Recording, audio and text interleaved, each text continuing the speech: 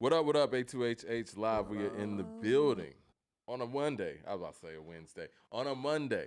That's because we're busy all the good? time. Yeah. Thumbs up in the chat to everybody out there. Coop, how we doing today, man? We're doing good, man. It's a whole lot going on. We got a real busy show. Let me see. We do. Make sure everybody in the chat is good. We got a lot. I think that we're good. Y'all see us in the chat? We good. Let me get the live chat going in on my end. Boom, boom, boom. So, yes, AZ dropped an album Friday. Conway and Conductor dropped some music. Yes. Jay-Z's birthday. We just attended an incredible event with... Not just attended. According to Hip Hop is on the sponsor line. Yeah. We're officially a sponsor. Well, yes, we're a media partner on the event. Excuse me. Big Gip was there. There we go. We got everything here. I got the meat Gip four finally. Packs. So where you want me to start with this event? Start from the beginning. Cujo Goody was in the building. Cujo was there. Shout out to Lennox. I always want to call him Lenny because that's my guy. But he's like, yo, don't call me Lenny, call me Lennox. Shout out to Lennox. Shout out to High Gravity Hip Hop. Shout out to Clarissa and her team over there at Synergy. Everybody was in the building. It was a great time. Man, go ahead. So a couple things I found out from the homie Lennox. First of all, Lennox is from Left Rack, where Nori's from. Yeah. I went by Left Rack when 007 took me through the bridge. We went through. He showed me where Left Rack was. So Lennox is from Left Rack and from Southside Jamaica, Queens. So he's literally from where Nori and 50 are from. Yeah. And he actually went to John Brown High School and went to Iona in New Rochelle. So he's a New Yorker. Oh yeah. Now the event was dope. I want to talk about the 404 pack right quick. Yeah, go ahead. Talk about the 404 pack. So thumbs up in the chat, everybody. Thumbs up in the chat. So this is a $300 pack, Mike. Okay. But it's a pack. So first of all, it's a bag with pockets, but it's a cooler on the inside. Comes with the shirt from the event. It says the 404 pack, which is dope. Boom. Got some Gip goodies. You know what? Gip hit me on the way out, and he gave me a bag of those, man. I tried them out the other night. Did you? Put me to sleep, for real. Okay. Yeah, I'm not allowed to try them because I have to go see my officer on Monday. So I'll be giving these away to somebody. But the Coop giveaways, though. Right. Oh, no. I have to give all this away because I'm not allowed to use or drink any of it. Oh, Gip came with those, too. Get with the 4-pack of Pilsner. It's like, yeah, I'll take those. Looks like Mike's taking all this shit from me. Don't get in trouble with the law, kids. More Blue Raz. This is more little CBD. Okay. Mike. What's that? It's a little Zaga tequila. Ah. Little Zaga tequila for that ass. That's the Gip brand. The cup. Mike, feel the cup. Yeah. Cup solid. That's official. We can spread this out on the table while we're doing the show. And it's actually a cooler. Yeah. And that's something you can take to the beach. Yeah, and so a little cooler. So here's the thing. Now. When Lennox gave me the cooler, I thought it was just like a little cool backpack. Mm-hmm. And so it wasn't until literally about an hour ago when I unpacked it that I realized it's a fucking cooler. We're going to have a QR code. So, yeah, you got the shirt, the 4-pack of pills, the Gip goodies, and all of that. We're going to lay that out right there. But shout out to Gip. We got a spammer in here. Yeah, go ahead. Shout out to Gip. You know, it was a pleasure meeting Gip. I've said this on the show many times. He's one of my favorite follows on the gram. If not my favorite follow. It was really a good time. It was good vibes. We were all suited out. Ron kind of missed the assignment and put on dress shoes when the rest of us had on sneakers, but it's okay. He was doing the photos and the behind the scenes. But it was really a good event. I'm like you. I want to shout out Clarissa and Synergy PR Services for putting that together. Clarissa and her colleague Deja have a lineup of artists that we're going to be getting soon that I've reached out to them about so we can start interviewing and getting some local artists. Lennox was just fabulous. I'm doing a PR write-up. We should be able to drop it tomorrow. We do have a QR code. Do we have the QR code available, Ron? We'll have it in the show. Okay. We'll have the QR code available at the end of the show so people can donate and help the brewery. All my people in the tri-state area from Left Rack and Southside Jamaica, Queens need to support Lennox in this journey. Yeah. And we'll definitely bring Lennox on the show to actually explain, everything that they got going on. There's some great stuff going on. Because they got a lot going on. Yeah. And they plan on taking this show on the road. Yeah. And it's good how teamwork makes the dream work. So when I rolled in the Clarissa's, first of all, I called Clarissa's assistant, Deja, her assistant, and she's like, she's my colleague now. And I love hearing that. That's what's up. And so Deja came to me. She was like, so I got ideas about all the things with Coop. And so actually when I leave here, I got to have a phone call with Deja because apparently Deja has brainstormed some ideas about my upcoming show. Nice. And so it's just really was a good look and a familiar look all around. I interviewed master brewer Chris Reeves from Down Home Brewery. Mm-hmm. And you guys will be seeing some of this stuff too because we got footage. Yeah. I interviewed Clarissa, which was actually kind of like I look at Clarissa like a friend now, and it was like it's kind of funny. It's like, oh no, I'm interviewing my friend, but then it was the business side of things. You know what I'm saying? Yeah. And actually asking her questions. Clarissa's the one that invited us to Rap Snacks and got us the interview with James Lindsay, the founder of Rap Snacks, through the PR write-ups that we did for According to Hip Hop. And so what she spoke to in the interview was about how everything had kind of come full circle with us from starting the year with the Rap Snacks and then ending the year at the High Gravity Hip Hop 50 event. And it was just a good look and good feel. So shout out to Lennox. Shout out to Clarissa, Deja, Master Brewer Chris Reeves, everybody that was there. Ron's whole team handled all the photos and all the backgrounds. I can't wait to see all the photo ops from the event. That was good. Down Home Brewing, man. Yeah. Shout out to them. Go out there and support them if you're in the Georgia area. And like Coop said, you know, we'll have Lennox on the show so he could speak more about some of these initiatives. And, you know, you can contribute to the only black brewery in Georgia, I believe it is. Only black-owned brewery in Georgia. Something like that. So, yeah, we're going to get into it and really, you know, dig into the crux of it all. But they got some great stuff going on. And Mr. Reeves is a master brewer. Yeah. Like, he ain't no regular brewer. He's a master brewer. Yeah. And I'm going to share some of those things in the write-up that's going to be dropping tomorrow morning on accordingtohiphop.com. And, yeah, we're going to put the QR code up so people can donate and support black-owned business, quite frankly, and good black-owned business. Because this ain't like, you know, sometimes when we say support black-owned business, we struggle to support because we're worried about the quality being there. This is not a question of that. No. Those guys did their thing. It was a great event. It was everybody from all walks of life there. It was a great time. And chopping it up with half of the Goody Mob, that was cool too. And I didn't get to talk to Cujo. Did you get to talk to Cujo? Yeah, I dapped him out and said a few words, and he didn't seem like he was, you know, ready to interview or whatever. So I was like, you know, we're just gonna let Cujo chill tonight. You know what I'm saying? But maybe some other time. You know, I don't know if Cujo remembers, but he did like a mixtape for a group of mine back in the day. That's why I wanted to talk to him. I wanted to jog his memory and be like, hey, so do you remember doing Mike D's mixtape for his group? Yeah, it was the group called Wood Grain or whatever. You know what? I'm going to go try to find that disc, and I'm going to see if we can put this out here on the YouTube channel for our loyal subscribers. Yeah. Get us up to 20,000 subscribers, and me and Coop are going to make an album. And Lennox has and right. Hey, look here. Get us up to 20. We'll do an EP. We'll do a little We can do a 7-minute 16. We can do a 7-song 16-minute track just like Conway and Conductor just did. It is not a problem to come in here and spit some bars. Lennox also wanted me to say this just for our fans because he is from Left Rack and from Southside Jamaica. Lennox still got bars if you niggas want some, is what he told me to tell our audience. Is that what he said? And he wants, there it is. And he wants Noriega because he wants some Left Rack representation. And Noriega is obviously, I think, the most famous person to come out of Left Rack. That's fair? Right. Hold on. People are saying our sounds too low. Sounds good to me. But people say that every week.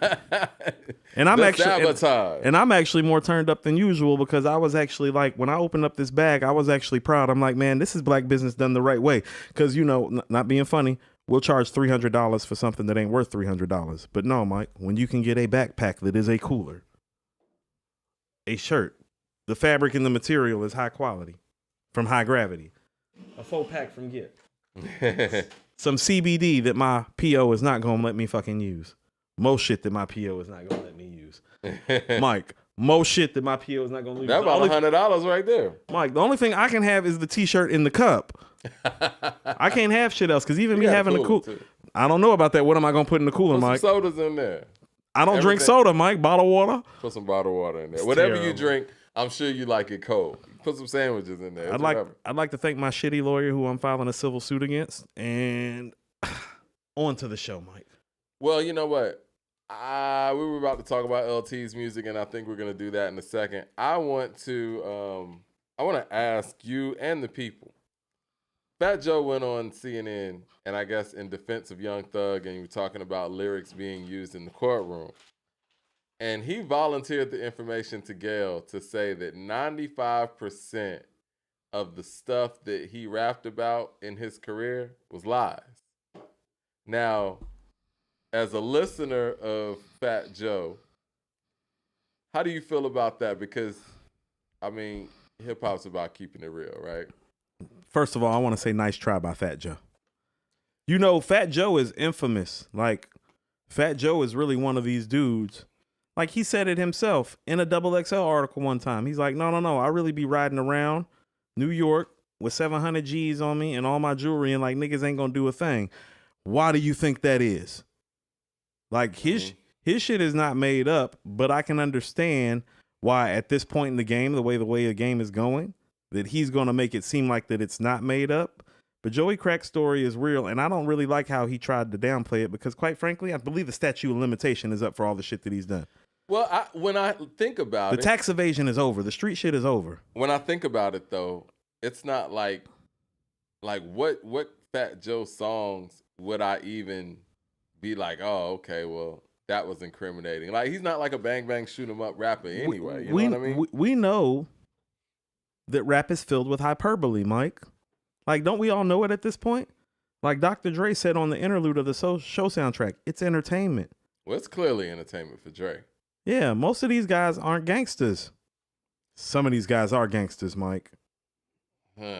But very few. What's Fat Joe's most gangster record? Because when he said that, I was thinking like, okay, so what song would I sit there and say like, oh, okay, well, I feel you, Joe, that was made up. It's not like he's a storytelling MC like that. You know what I mean? It's not like he has the Niggas Bleed records out there like that. Like, what does Fat Joe say where he would even have to say 95% of my shit's lies? That, I think, is a more valid question even than the statement being made. Because with a statement like that being made, I'm like, I'm trying to go through Fat Joe verses in my head. I'm like, well, stop the presses, something crack. Cook that is. I mean, maybe the drug dealing part. I don't know. Like, what? I mean, Fat Joe's a street dude from the Bronx. Everybody knows. Like, Mike, everybody knows. People in the chat saying Fat Joe's capping. We know. Okay, but again, I guess the overall question here is, and we'll move on. Is it okay now? Like, people aren't expecting realness from their artists anymore in hip hop. It's not that we're not expecting realness. I think we just know the difference when the realness is happening. The gangster shit's dead in hip hop. How about that? I mean, see, even when you're saying gangster shit, I always felt like it was more hustler shit than it was gangster shit. Okay. Like, there's a difference between a hustler and a gangster. The illegal talk is dead. How about that? Right. Like a hustler is about getting money. Gangster is about getting money by any means necessary. Will do anything to you, your family, your businesses. Like I said, that's what I mean. There's not a lot of gangsters walking around, a lot of hustlers walking around. But even with the hustle talk, most of the hustle talk isn't real. You know, like, we know whose birthday it is today. Part of where he made his mark is because you can tell from the songs and the lyrics that the hustle talk was real. Yeah. We're going to do some 2009 recap. Well, part of the reason why I have Hell Hath No Fury talk, it's like, oh no, that talk is real.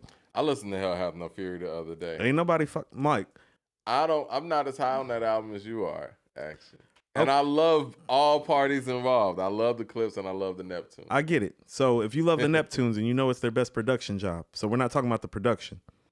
I don't know if it, I love the beat for Dirty Money. I love the beat for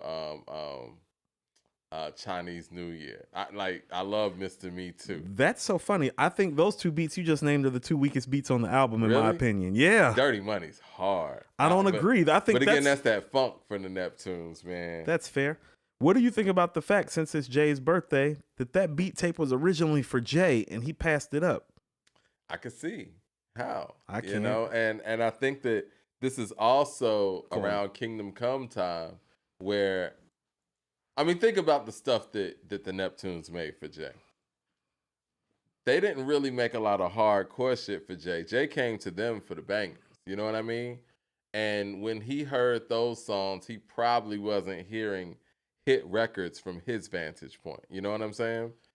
So he wasn't hearing the "Give It to Me." He wasn't hearing the "Excuse Me, Miss," the "La La Las."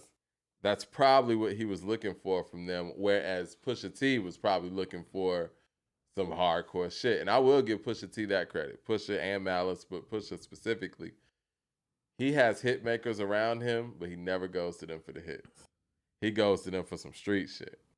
I think he just goes to them to make quality records. So, I mean, we'll talk about it briefly when we get to the 2000, 2009 kind of conversation. It's like, no, I'm sorry, that album just doesn't have gaps like other albums people think are greater. And You don't think it has any gaps? Nightmares is cool.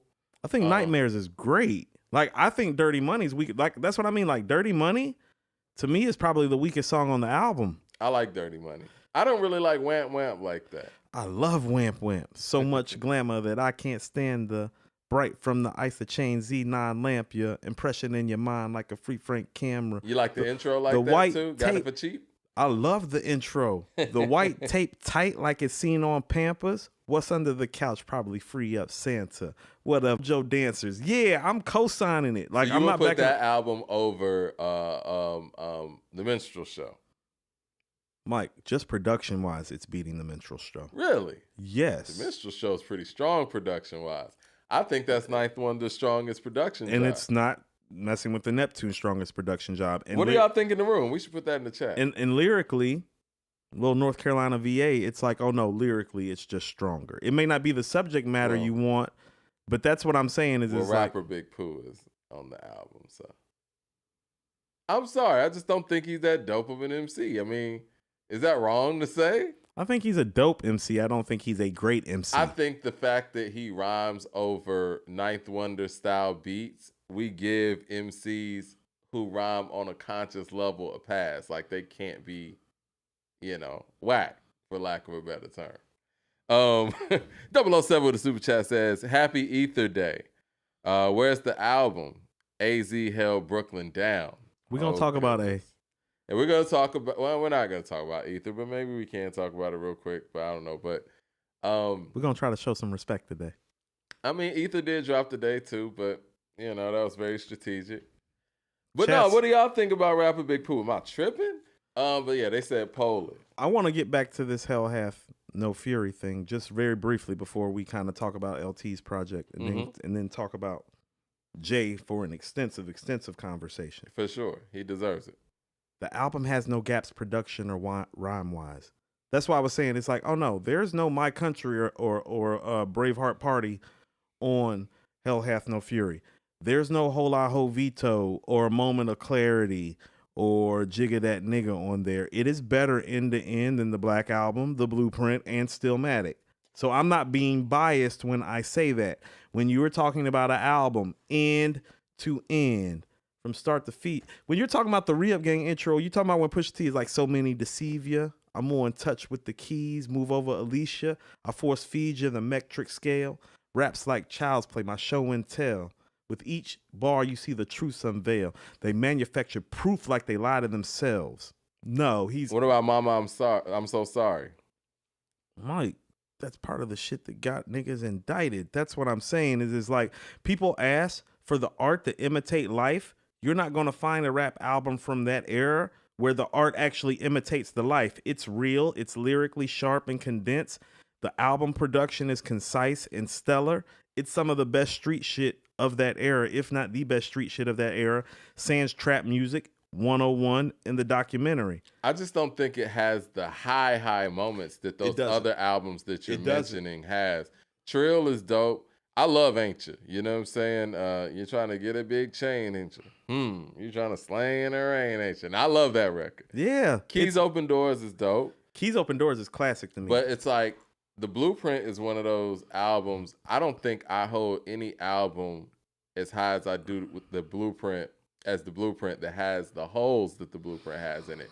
And with the holes that The Blueprint has, the highlights are just stellar. And the quotables, like what you eat don't make me shit, like they're just such memorable. It's so many memorable moments, epic moments. You Don't Know is a epic moment in itself. It is. Song Cry is an epic moment in itself. And I don't agree. It's one of those few albums where the highlights supersede the lowlights. I will agree with you on that, but here's what I'm saying. This is where the media does really play a factor. Those highs get taken higher because it's Jay. Yeah. Like if Jay did Mr. Me Too, people would talk about that record endlessly. It's like, oh, you know that's a Wayne shot. Like you hear how he was flowing on the beat. Like, yeah. So like some of it is the context of who we want to win. And the Clips are kind of like underdogs, and Jay is kind of like a media champion and darling. You don't think that Jay would take those same tracks and probably make them, better? He ain't taking no Keys Open Doors and Mr. Me Too and making it better in 2006. You've heard Kingdom Come. Kingdom Come had its moments, but yeah, I got No, you. it didn't. No, it did The not. song Kingdom Come is a moment. It had 3 moments. Lost Ones is a dope That moment. would be the second one. You don't like Show Me What You Got. Because it's not good. Think about this. Show Me What You Got is not... Everything on Hell Hath No Fury is better than Show Me What You Got. And so what I'm saying is that sometimes we need to appreciate when people make a brilliant album from beginning to end. And what I'm saying is that the same way we feel like B is brilliant from end to end, B is brilliant. Hell Hath No Fury is the same way. It's just some street shit, and people don't want to accept it. You want to accept your street talk from Jay. You want to accept it from Ray. You don't want to take it from Pusha and Malice, quite frankly, because they're from Virginia. There's some Regency bias that's going on with the Hell Hath No Fury talk. No, because I hold Daytona higher than I hold Hell Hath No Fury. Now that street talk, I can get. First of all, it's not the same level of street talk. I think that Daytona's a better album, in my opinion. It's not, and I'm going to tell you why. And this is what I mean about street talk and how people are showing their recency bias. Oh, nobody wanted to admit in 2006 that these guys from Virginia were doing traditional East Coast hip hop better than all the East Coast guys. Oh, so you think that's what it is? I know that's what it is. I think that, moments like Cry Now on the Re-Up Gang mixtape, I think Cry Now is one of my favorite hip hop songs, period. And so I agree with you on some of that. And even when they did Come Go With Me, when they was rhyming over incarcerated Scarfaces and shit like that. That's what I'm saying. So when people talk about, oh, it's not like that, it's like, oh, no, it's better than all the East Coast hip hop that was getting made at the time, especially as far as the street shit is concerned, because you can't show me the albums that are better from the East Coast artists around the time. Because Hell Hath No Fury, to me, it's not, I've heard Clips do better than what they did on there. And again, Cry Now. But Pussy. You're talking the mixtape shit. Yeah. Yeah, I am. I'm just saying. So I guess that's probably why I don't hold it as, I mean, it's a great album. But I'm talking about, we're splitting hairs here when we're talking about other classic albums. And you mentioned B. I think B is somewhere else, man. You know what's so crazy about B? See, B is the conscious side of what I like, and Hell Hath No Fury is the street side of what I like. But it's the same type of album. Shy City's not too conscious. Wonderful production, insightful, intricate rhymes that fit the artist, and concise. That's what I like out of albums. I like artists to do what they do best. Like, and we're going to talk about this. Oh no, the blueprint ain't what Jay does best. You don't think so? That's what Reasonable Doubt is there for. I think it's a little bit of both, right? I think the blueprint is conversational. The bars aren't there. Oh, no.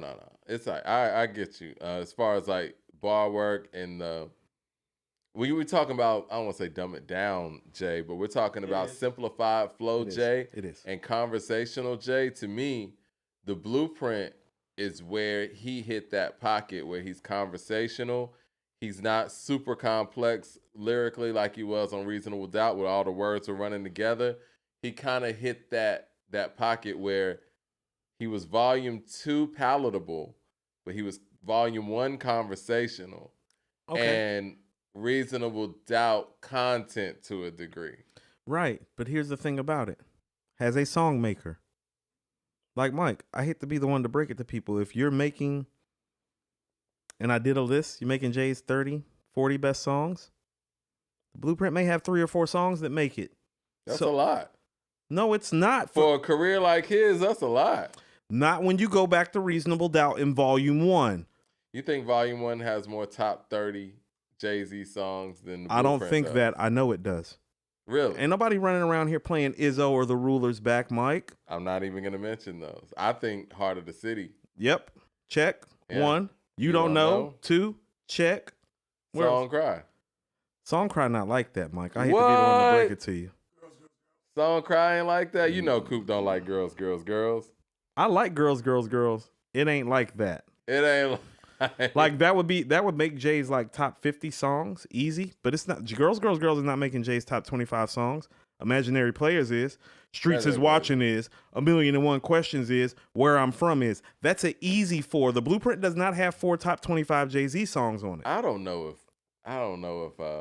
Where I'm From is a top 25 Jay record. Mike, you're bugging. People in New York are about to have a No, fit I right love now. I love Where I'm From. I'm just talking about to his illustrious career. We start really sparsing down his Mike. career. Where I'm From is a top 10 Jay song, Mike. Top 10? Put it in the chat. Everybody will agree with me. Yeah, it is. No. Where I'm From is a top 10 Jay song. People saying Song Cry's not like that. I but keep again, trying to tell you. That's Dumb It Down. So, Dumb It Down probably wants to hear, Ninth Wonder beat over that. That's a little shot at Dumb It Down. I love you, Dumb It Down. Haters Ball. Shout out to the Haters Ball.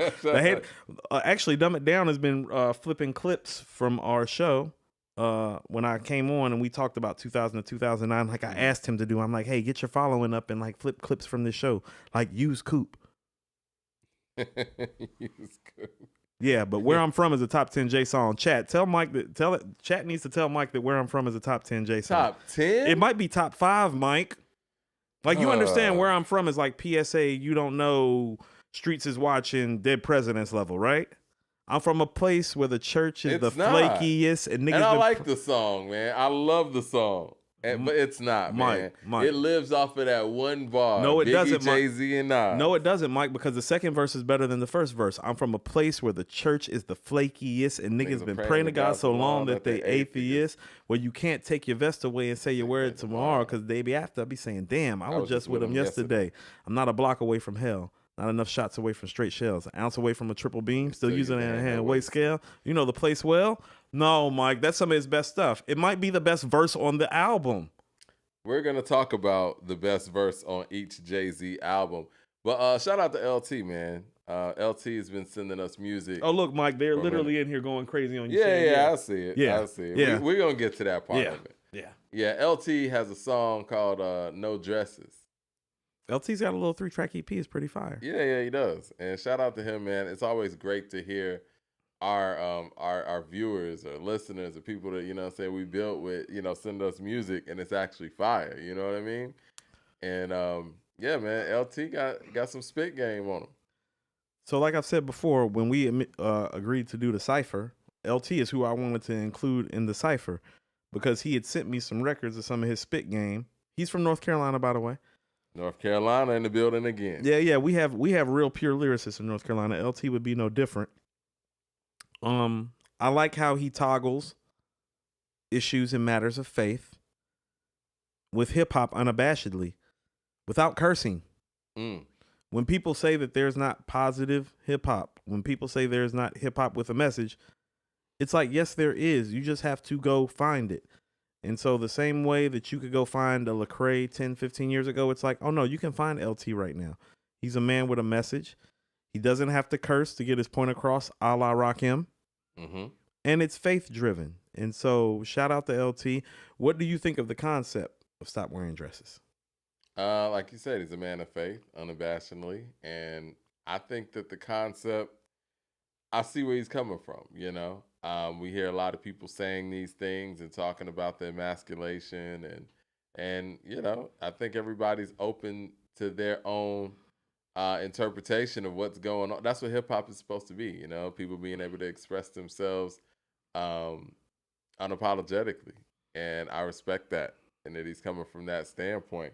Peter Parks of the Super Chat says the Evil second verse is top tier J. We're going to get to that. We're going to get to all of that. We're about to get to that. But yeah, shout out to LT. I know he's been hitting us both up with the word every morning. And I love the word, man. Yeah, keep that coming because he needs that spirituality. Well, he's a positive brother. And it's like, straight up, hip hop used to be a place where it was okay for you to have your type of views and you wouldn't get canceled for it. And it's like, not to be funny, it's like, well, these views are biblical. Yeah. And historical. Hip hop is anti-establishment anyway. When did hip hop get to the point where you can't say shit? You got to say all the right stuff. Like even when I see, some of the comments from the Big Gip interview that I did, it's like people are so hung up and mad about people's unapologetic opinion. Isn't that what we're supposed to have in hip hop? We're supposed to have people just being able to say what they feel, what it is, and not be political about it. You want to know what's crazy? So many people, mostly East Coast people, have had issues with what Gip had to say. But do you understand he's probably felt this way the whole time and existed in an industry when he came in where you weren't even allowed to say this. It wasn't even a thought or a breath. And now things are different.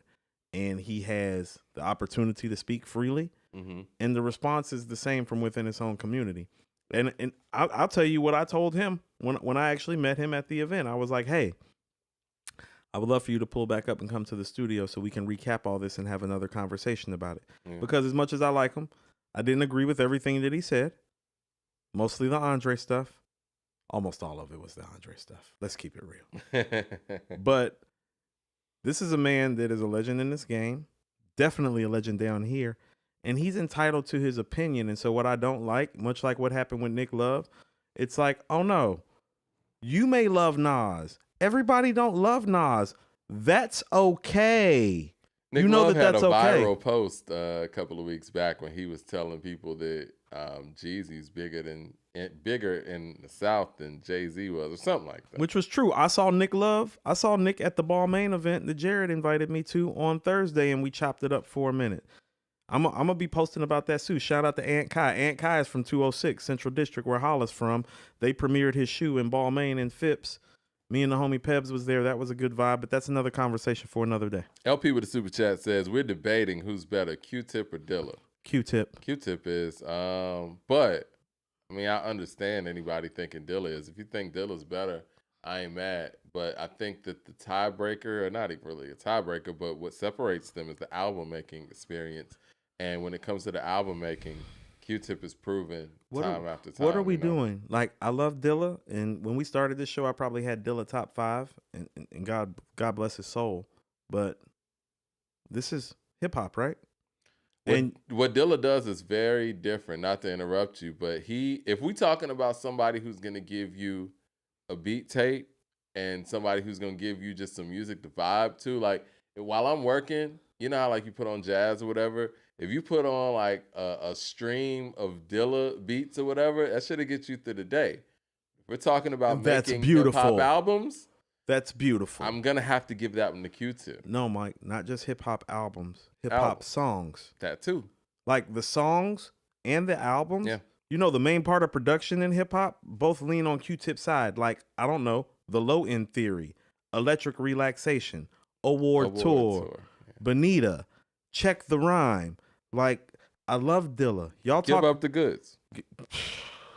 Like you talking about, that's that vacuum talk. Mm-hmm. But the reality of the matter is that Q-Tip is somewhere else in terms of his ability to make an album and make a classic rap song. What's Dilla's most classic rap song that he did?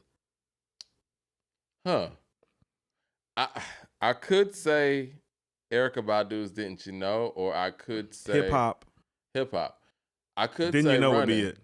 That's what I think it is. I think it's Running by the Far Side. I think so. That's not enough to fuck with Q-Tip. It's not. And the Low End Theory, I mean, not to be funny, there are very few producers. Yeah. That's what I'm saying. Made an album. If we want to keep it a buck, Q-Tip is the East Coast Dr. Dre. If we want to, you know what I mean, be like that, I mean, it is what it is. As far as like making complete bodies of work in that era, but I mean, who else did the East Coast have to rival Dre in the early 90s, late 80s? You're remembered by your bodies of work. This is music. Yeah. He's got the Low End Theory and Midnight Marauders on his belt. Yeah. He helped Havoc learn how to fucking program a drum machine properly. Yep. It's not a conversation. I don't think so. And you know what? It's hard for me, even with that even being said. I know we don't talk about this guy enough, and I think he's one of the most underrated. Prince Paul, when it comes to putting together albums, Fair. Prince Paul's somewhere else, man. And Fair. We always talk about De La and their creativity and the albums they put together. That's Prince Paul. It is what it is. Like, and he doesn't get a lot of credit for that. And I think that, I mean, when it comes to making albums, I would have to put him ahead of Dilla. And here's where the album making process comes into play. It's like, well, you know, Buck Wild did a lot of joints for this AZ project. And I was thinking, I thought he did everything. Did he do everything? I think so. Yeah. Okay, Buck Wild is great. What's Buck Wild's best album that he executive produced? I don't know. That's why he doesn't get put in these conversations. The album making part of this shit matters, and you're not about to discount it just because a nigga can give you a fire ass beat here or there. Now I will say this though, that Slum Village album, Fantastic, is great. It's a classic. Mike, that's like 2 steps down from the Low End Theory, and that might be the best thing that Dilla produced. That's 2 steps down from the Low End Theory. It's the best album Dilla produced. Mike, I like how I feel about Dilla. I feel like Dilla and Pete Rock are in a place where it's like, well, if you want a beat or you just want to be on some rap shit, oh yeah, album. I do think that Main Ingredient and Fantastic are in a similar place, though. Thumbs up in the chat, everybody. We're about to get to this Jay-Z conversation. But I do believe that, yeah, Gravediggers too. Thank you, Riggermatic. RZA and Prince Paul. Prince Paul did that. RZA took the back seat on that one. And if you make RZA take the back seat, you're pretty good. You can believe that if you want to, Mike. You don't believe he took Gravediggers got some Wu-Tang-ish vibes to it. Like they definitely feeding off each other. He's probably more comfortable. How about this? And this is what people don't understand is that I feel like Enter the Wu-Tang is kind of like lightning in a bottle. And through the process of making Tikal and Return to the 36 Chambers After the Flood is where he got his wind. Mm-hmm. And that's why the Purple Tape and Liquid Swords and even Iron Man sound so wonderfully put together. I wish Prince Paul could have did some more work with some of the Wu-Tang members. That would have been cool. And so Prince Paul taking most of the boards was probably some of the reason why, quite frankly, the Purple Tape and Liquid Swords. And You're right. Man, it sounds so fucking good. From an album making perspective, because that's why I keep telling people, it's like, oh no, Tikal and Return to the 36, just on some song shit, is great. It's the way those albums are put together. I mean, it seems funny to be critical of RZA in the best run ever, but it's like, Tikal and Return to the 36 Chambers are not put together as well as Only Built for Cuban Links and Liquid Swords and Iron Man. That ain't Meth and Dirty's fault. That's why I keep telling people, it's like, no, Biscuits is crazy. Bring the Pain is crazy. Yeah. PLO Style, What the Blood Clot, Meth vs. Chef. Mm-hmm. No, these records are crazy. It's how it got put together. Who that fall on? That falls on the producer. It's easy when you got 9 niggas in a room and everybody's great. It's harder when you have to take one of the niggas in the room and make them great, and then have to do it again. And so, like, you can see the progression, and Prince Paul probably did have something to do with that. From a beat tape standpoint, though, Slum Village is Fantastic Volume 2. It's stellar. Like, you know what I mean? Like, when you're talking about just straight up beats on that, because I listened to the instrumentals of that album. Get This Money, that instrumental is, like, if I'm a freestyle or something, I'm going to throw that instrumental on. So the Climax instrumental? Climax. Beautiful. This is what I'm saying. Beautiful. Hold Tight remix. Beautiful. If you want a beat tape for niggas to rhyme to, call Dilla when he was here. Call Pete Rock. You want an album?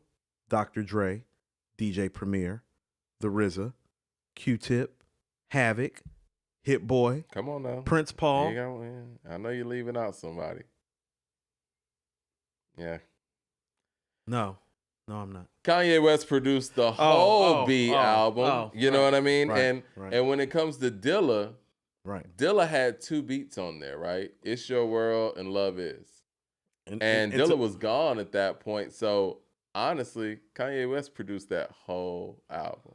You don't think he went and found Love Is and found the It's Your World track and was like, you know what, this fits with the scheme of what we got going on. He did the same thing on Finding Forever with because that's Dilla in common shit with D'Angelo. What's it called? I know what you're talking about. You've come so far to go. I don't remember. What the name about of the Black record. Maybe? Was that Dilla too, or is that Black Maybe? Black Maybe, low key, is like the sleeper on Finding Forever. I love Black Maybe. Yeah. I heard a white man's yes is a black maybe. When he said that, I was like, ooh, that's some of the coldest shit Common ever said. But B is incredible. It's stellar. So it's Finding Forever. It is. But that's Finding Forever's issue is it's not B, if we want to be completely honest. I mean, 2 of Common's 4 best projects were executive produced by Kanye. I just think it's amazing that of all the Dilla tracks out there, they were able to find Love Is and It's Your World and fit it into the scheme. I don't know if it could have been one or 2 things. Maybe Kanye was like, I love these Dilla tracks, or maybe Common was like, I love these Dilla tracks, and I'm gonna work around this, right? Because maybe. I thought one of those songs was actually Dilla. What song am I thinking about? It's right in. They Say. You thought They Say was Dilla? Nuh-uh.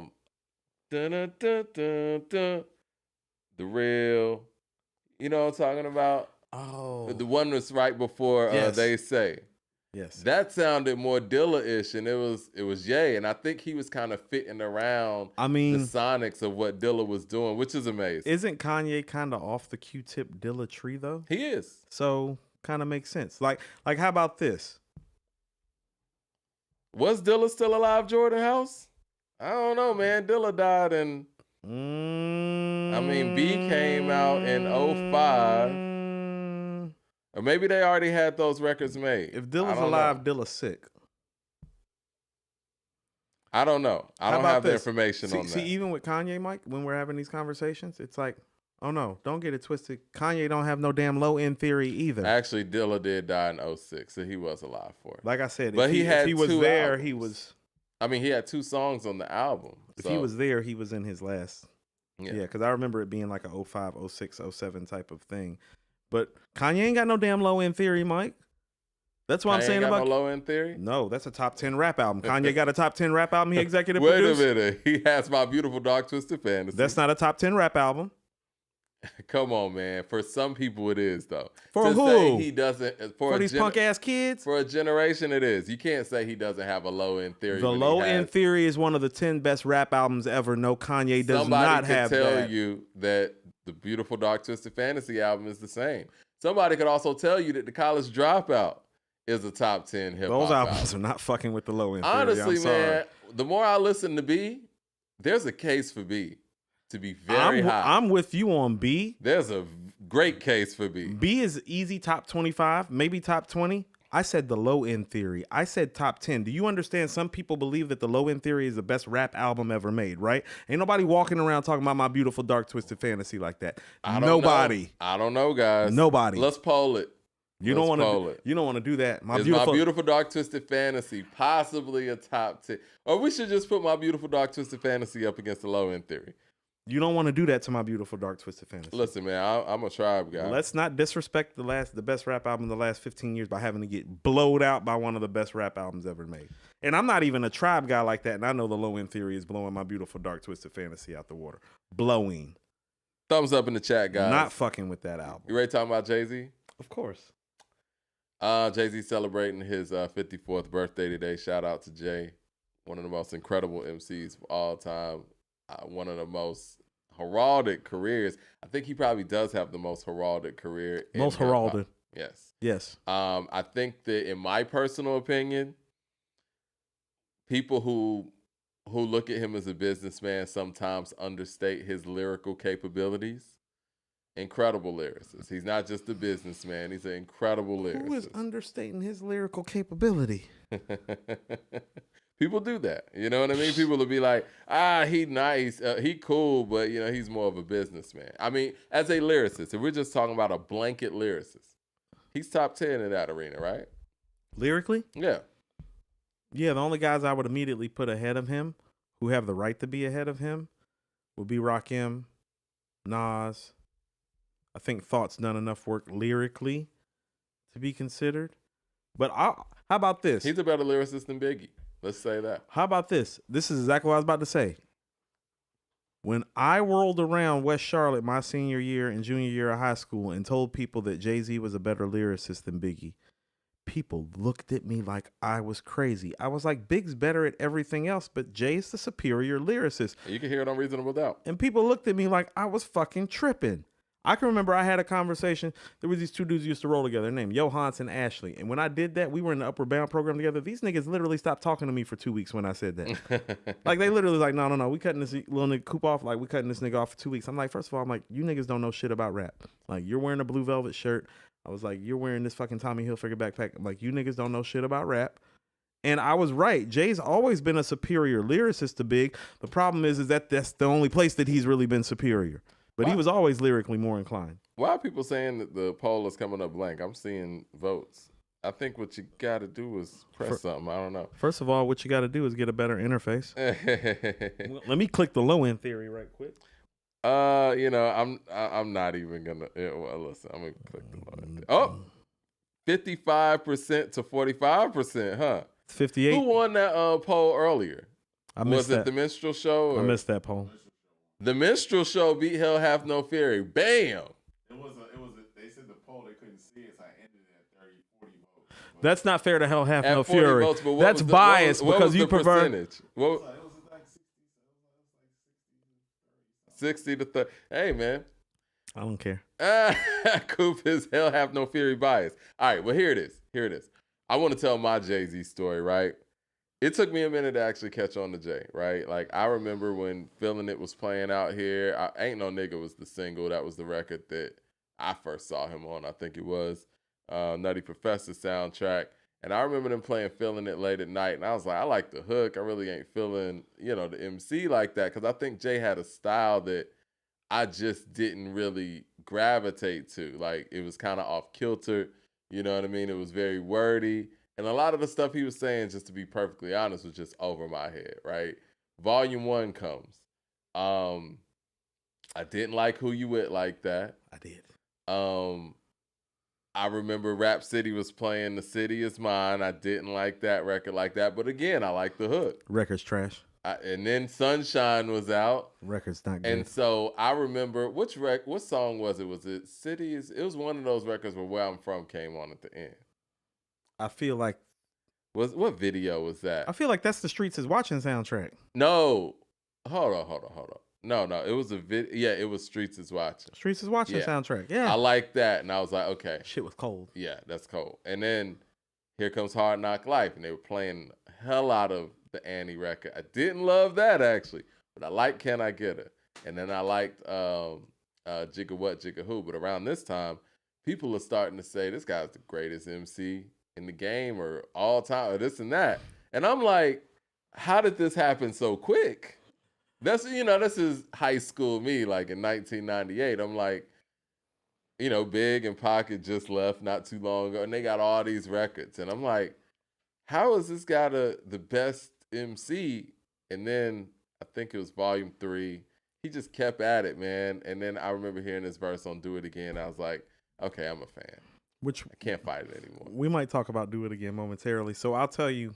So you're pretty much talking about your introduction to Jay. Yeah, just over I wasn't sold on him right away. Like, it took some time. Like, but I did feel like around Volume 2, when all the adulation was coming, I didn't see it. I didn't see where it was coming from, but I understood a little bit more as he kept going. His features did a lot for me, too. I'll say that. I'm going to give you the rundown of how I got acquainted with Jay. It's funny. I'm having two Upward Bound conversations. So I was in Upward Bound at Johnson C. Smith the summer of 96. I lived on the west side of Charlotte. I literally walked about 5 miles from the hole where I live with my grandfather's duffel bag to get into the program.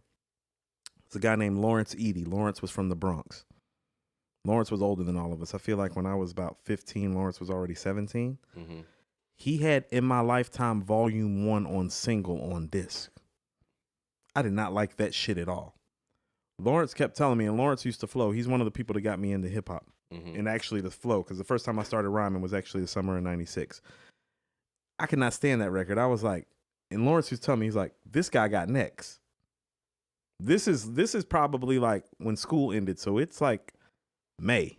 Mm-hmm. You know what I'm saying? He's like, this guy got next. And he's like, this shit been out. He's like, my people up in NY, my family, like, this nigga got next. I'm like, that dude's not good. It took us a minute to get it. Now, obviously, you know how the summer of 96 went. Mm-hmm. We went on a trip to Orlando to Disney World with Upward Bound. That was like the big trip. We went to Daytona Beach and we went to Orlando. When we were in Daytona Beach, my man Adriel and Charles, who still had money because I blew my whole stipend on clothes because I didn't have any, copped Reasonable Doubt, and It Was Written. I copped It Was Written on tape with the little bit of money that I had left. And you so, got Silent Murder. So I'm on the bus and I'm going crazy. I remember Charles, he's like, you heard that Black Girl Lost? I'm like, yeah. I'm like, this shit is fucking, I'm like, this shit is crazy. I'm talking to my man Adriel from the west side of Charlotte. Me and Adriel still cool. Adriel's the one who taught me about bars, actually. Adriel and my guy Tizai the Don. Tizai was there too. He was part of this. And he was like, you heard this Jay-Z nigga? and I was so like into It Was Written. Niggas was trying to like hand me the CD on the bus, and I literally would not take It Was Written off. Mm-hmm. And so like I didn't. When I got to West Charlotte that year, my man Jay Barber, and Jay just celebrated a birthday. The nigga Jay handed me the CD of Reasonable Doubt. And he was like, yo, Coop, listen to this shit. And he played Friend or Foe. I had never heard nobody talk like that. Mm-hmm. Like on some street shit, but just talk on record. I didn't even know Primo did the beat or none of that. Mm-hmm. I was like, let me hold it. And I was living in the hole right up the street from West Charlotte. And I remember taking Reasonable Doubt home. And I didn't want to give Jay Reasonable Doubt back. Like my guy, Jay Barber. Yeah. Shout out to Jay, Marvelous Assassin. Jay literally came to school one day. He was like, yo, Coop, you didn't have my fucking seat. And Jay was a defensive end for our fucking football team. So Jay wasn't like a little dude. Jay was about like, when we was like in 10th grade, Jay was like already like 6'2", 205 pounds. So he looking down on me, he like, Coop, you didn't have my CD for about a week, nigga. Yeah, let me get that. DJ Bruce Almighty with the super chat says, it's true. I hear all the time Jay is just a great businessman. I also hear a lot that Wayne is better lyrically, which I think is nuts. That is nuts. No, that's nuts. And, you know, and again, no disrespect to Wayne. I think Wayne is great at what he does, but I don't think that, you know, I think lyrically Wayne's limited subject matter wise and content, and Jay gives you his life, and I will say that. Now, and also too, the CD to Reasonable Doubt was concrete with a gun on the ground. And so it's like, and keep in mind, I hadn't seen the cover yet. I just seen the CD because Jay literally gave me the CD like in a case, like without the cover and stuff. And so I had this little Rockefeller record thing, gun on the ground, little gravel in the background. But it's like, that was one of those albums that I listened to and I was like, oh shit. Because by now it's like October, so it had been out for a few months. And Dead Presidents, Brooklyn Finest, Politics. I was just like, ooh, I was like, ugh. Yep.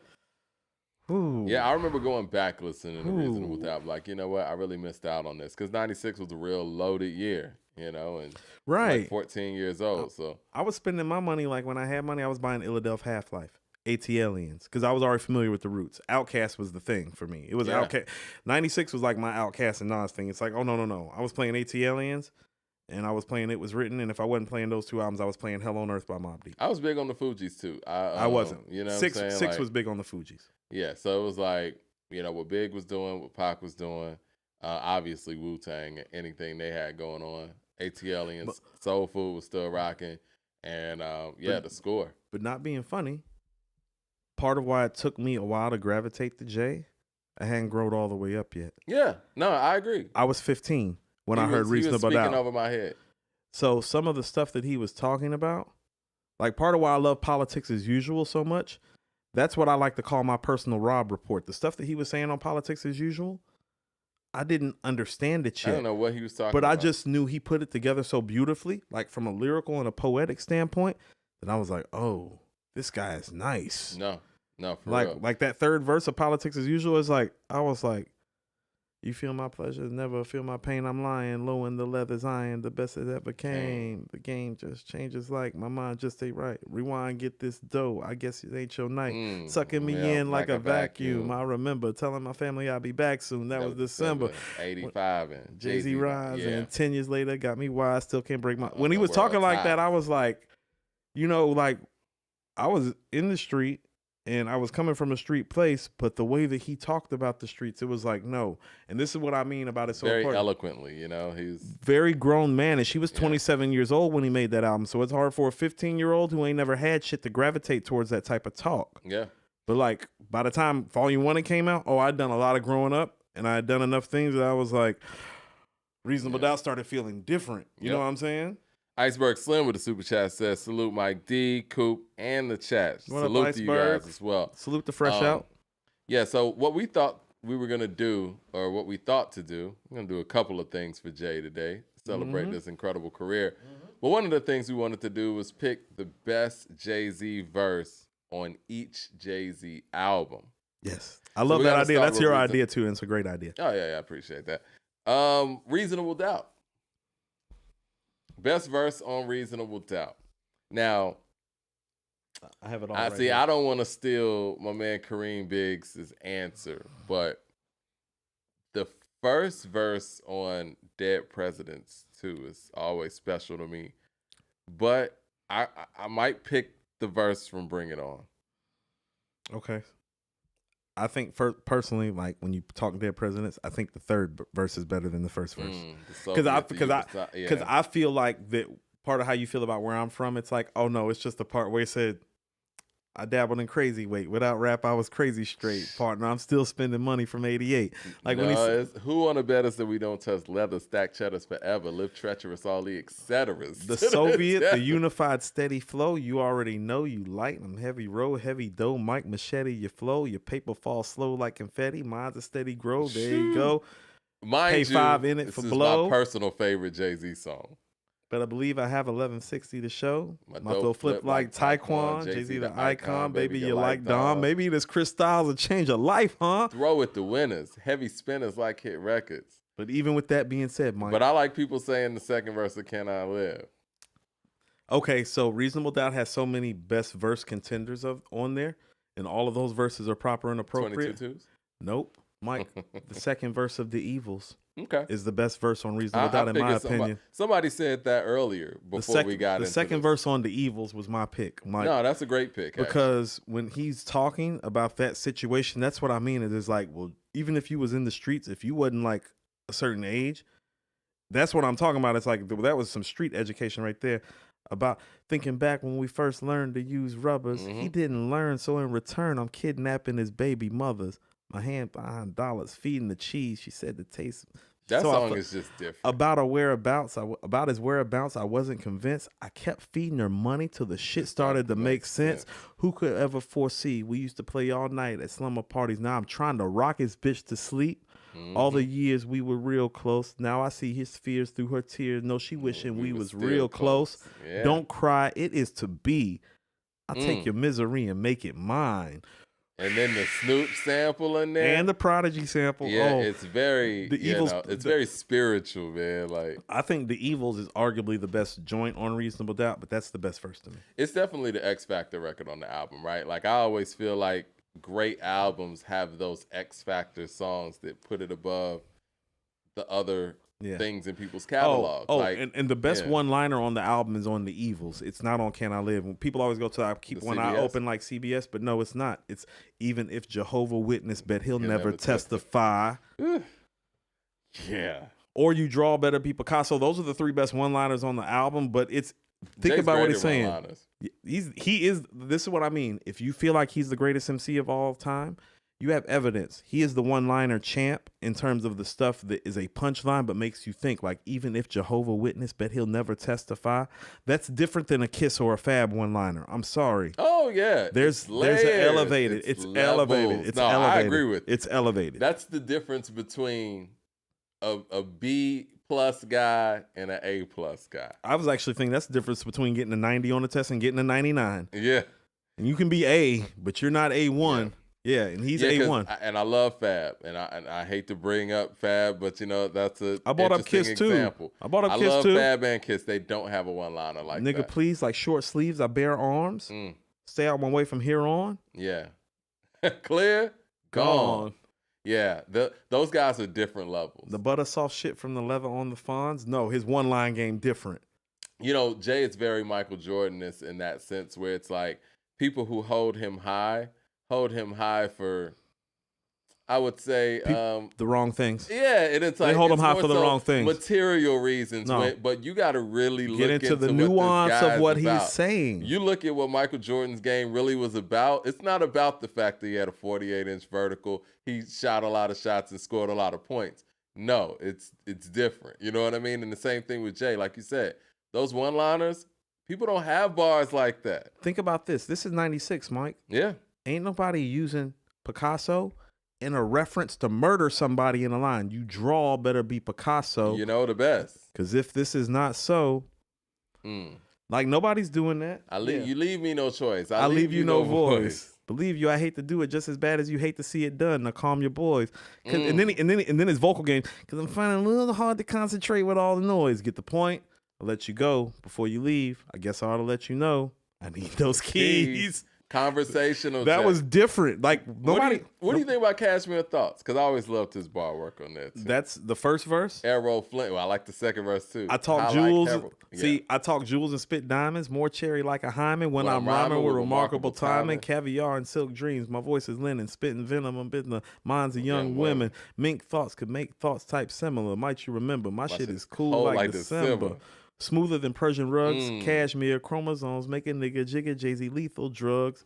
Yeah, he's different. Yeah, those guys that we mentioned don't have bars he's different. like that. He's different. I mean, Errol Flynn, high like heroin, young Pennsylvania, when I pimp through your barber win. I got to keep your chicks intact. That's what I mean. Okay. Like Reasonable Doubt is like a manifesto like on like how to rhyme, like street rhymes, but make it intelligent, articulate, believable.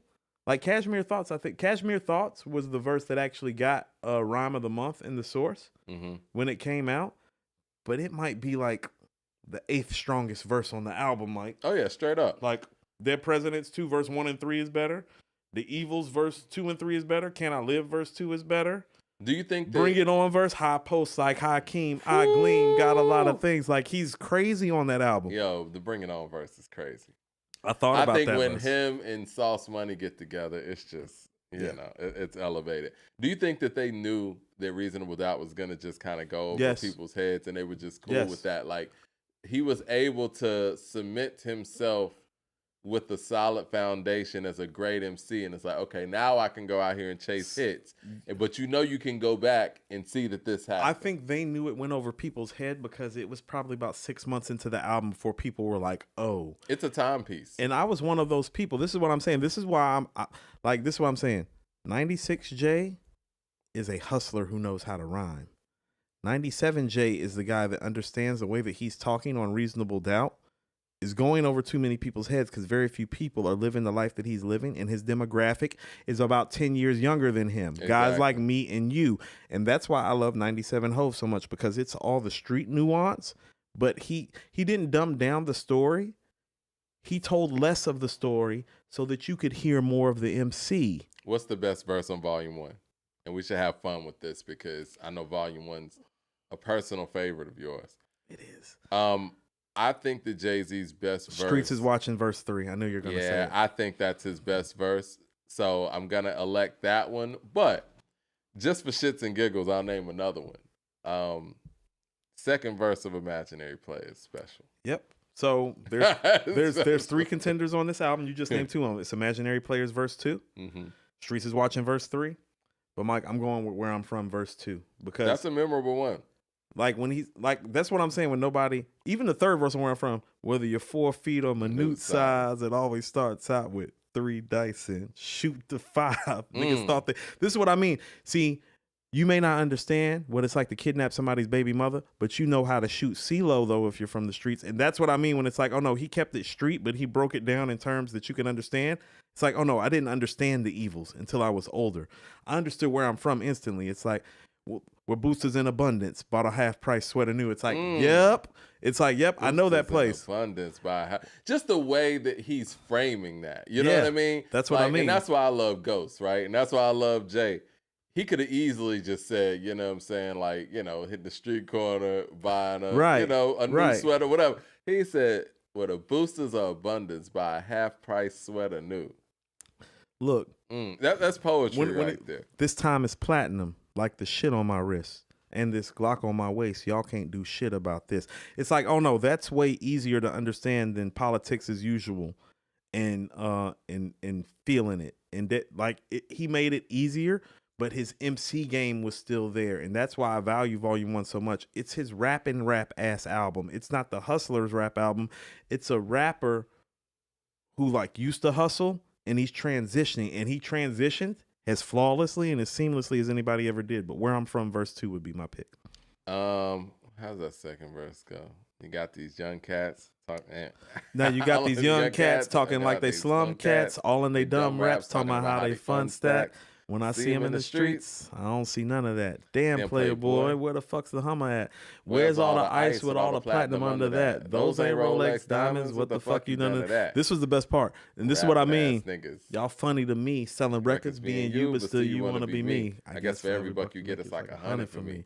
And Still you run around like you got something on me, but I done did it. Niggas want to take my flow, run with it. That's cool. I was the first one with it. Original. Jigga's the future flow. Digital. Still busting the gap when shit gets critical. Sit it down. I don't want y'all to get it confused. I rip it down. I ain't got nothing to lose. Even the way he broke up his words, it's like, no, New York cats weren't breaking up their words like that. Michael Williams with the super chat says, in the game so deep, fiends could catch a freeze off my kneecaps. That line had Big shook, according to C's. Jay was more intricate than Big. Better lyricist at the time. It's better lyricist. Volume 2. What's Jay-Z's best verse on Volume 2? I want to hear your thoughts about this because this was one of the tougher ones to find. It was. And the Reservoir Dogs stood out, but I'm going to go... Man, I don't know, man. I think I might go with the last verse on It's All Right. On the Jewels, I blew more money than Latrell. Whew. It's so cold, man. Like the way he came in on that shit. I feel you. I'm going to surprise you with this. I think the third verse on Nigga What Nigga Who's the best verse. I figured you were going to go with Nigga What Nigga Who. You wasn't surprising me. I figured you were. People think it's the second verse. It's the third verse. Left him in the cold like a big sweater. Nigga threw two at me. I threw four back.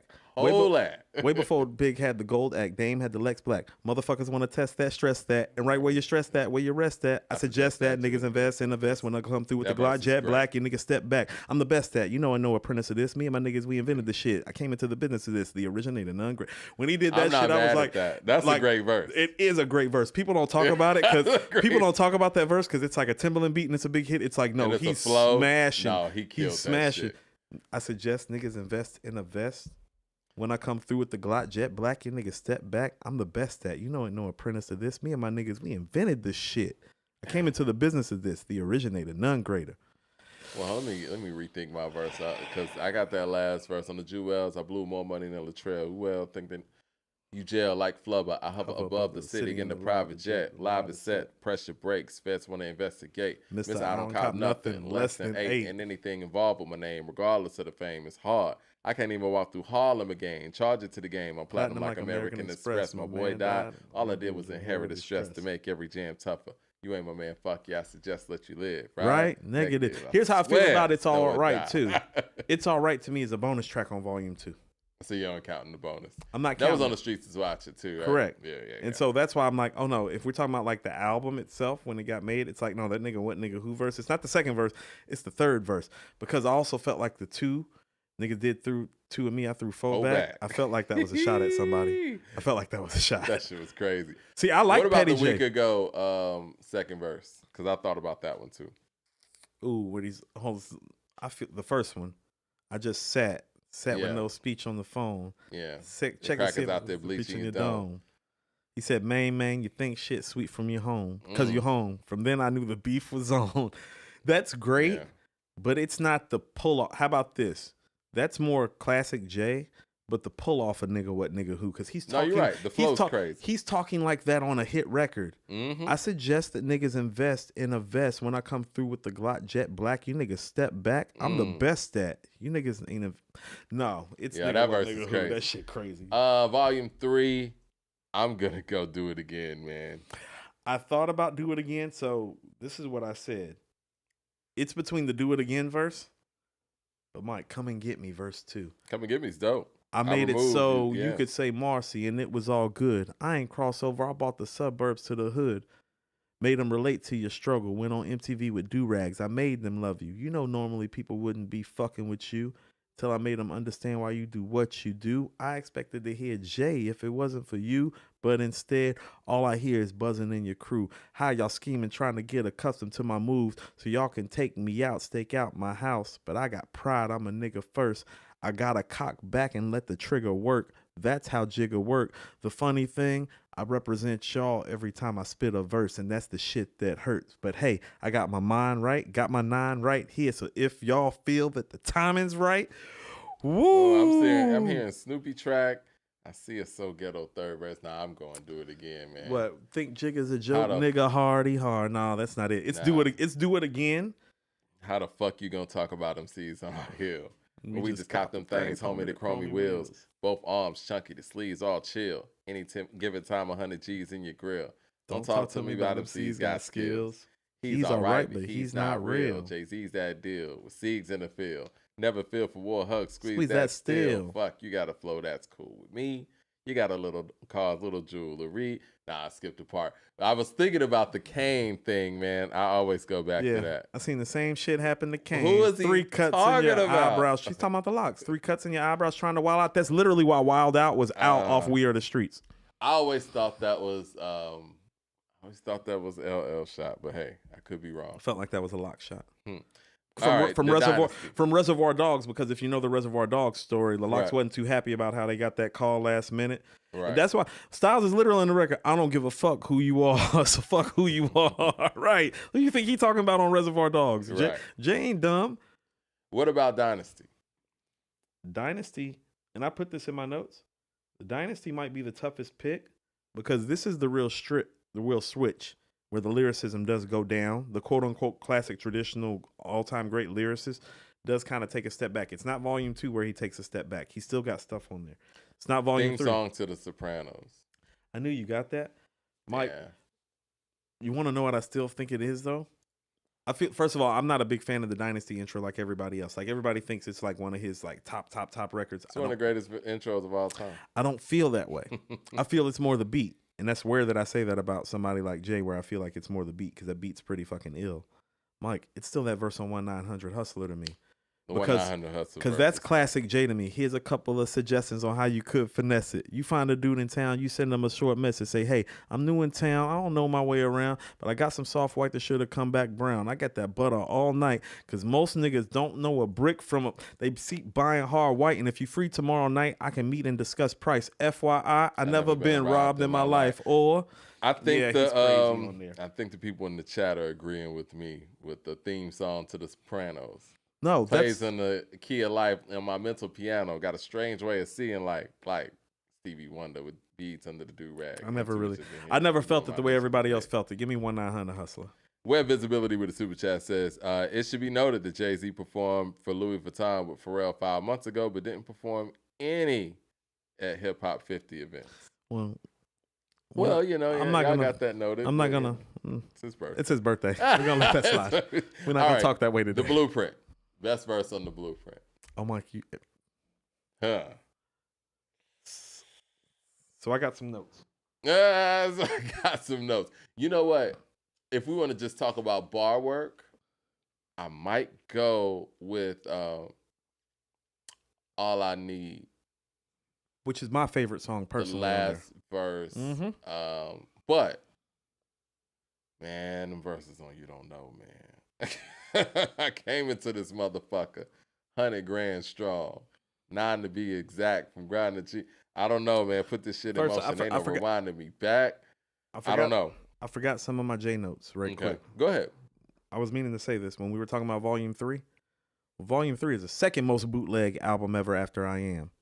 Because the original version to Volume 3 had the real version of Is That Your Bitch on there and Anything by Jay-Z. There's a lot of bootlegging going on in 98, 99. Okay. I realized something too when I was going through this, especially when I listened to Volume 3 and I listened to the Timbo tracks. That whole little frail ass conversation Timbaland and Pharrell was having. Oh, you did this. Timbaland's got that. Mike, he don't just got it. He whooping Pharrell ass on the J tracks. Yeah, he is. Timbo and Jay got something special. I love the Neptunes. I don't care how much you love them. I love the Neptunes, but Timbo, I gotta be honest. Timbo, when I was listening to Come and Get Me, and I was thinking about Is That Your Bitch? All that stuff. Yeah. So best verse on The Blueprint. Or unless you have some more notes. Lyrical exercise. So some people are saying. I feel that. It's lyrical exercise. Do you think that pick a verse?